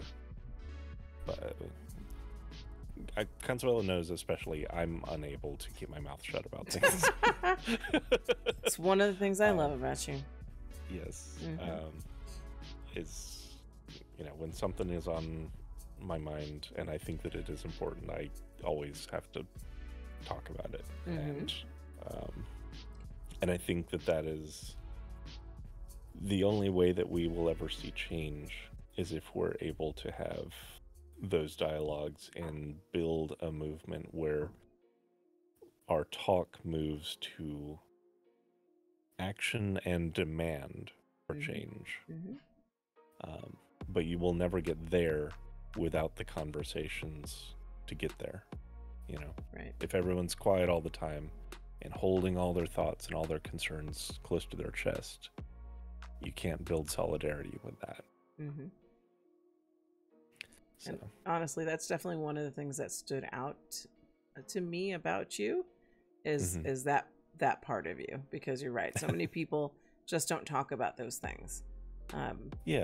So you have definitely showed me early on that you have a lot of deep thoughts about a lot of different things, and that's not necessarily always the case with everybody you meet in Second Life. I'm pleased to say that there are a fair amount of people who do have deep thoughts about things, but I would say most people, you know, folks run into, at least for me sometimes, was not that deep, right? So yeah, and that I actually think more people do than we even realize, but they are so conditioned to believe that even raising a subject is like socially taboo and shouldn't be done. So they affect personalities that completely isolate from any first life thoughts that they have that are beyond surface level. Well, and to build on that, I think a lot of people come to Second Life to escape all that anyway. Like, why would they want to talk about that stuff? Yeah, I mean, there's some of that as well, but I think that problem also occurs in First Life as well, where in you know, friendships and stuff, you adopt a persona where you don't engage with harder subjects and don't express your deeper values and convictions and thoughts about things, because you're concerned about like alienating people that you're talking to. Right. Yeah. And I don't know, like I have the philosophy of if who I am and what I value is going to alienate someone, they are not someone that I can have close in my life because they have rejected that part of me. Right.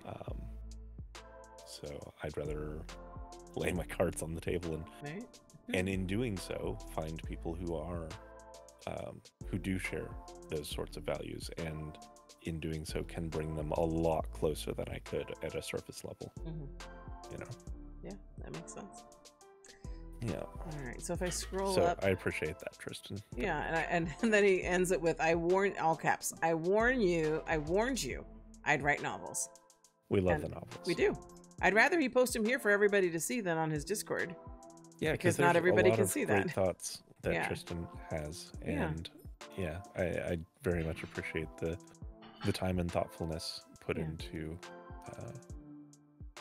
your thoughts there. Yeah.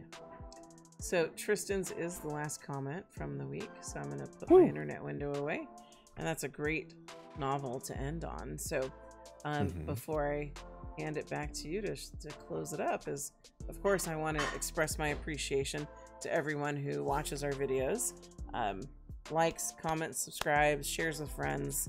However long you're visiting us through our videos, we appreciate you being here. And we will see you in the... Consuela will see you in the next video. I probably will not. Probably, because it'll be the 50, yeah. But yes, next video soon. See you there.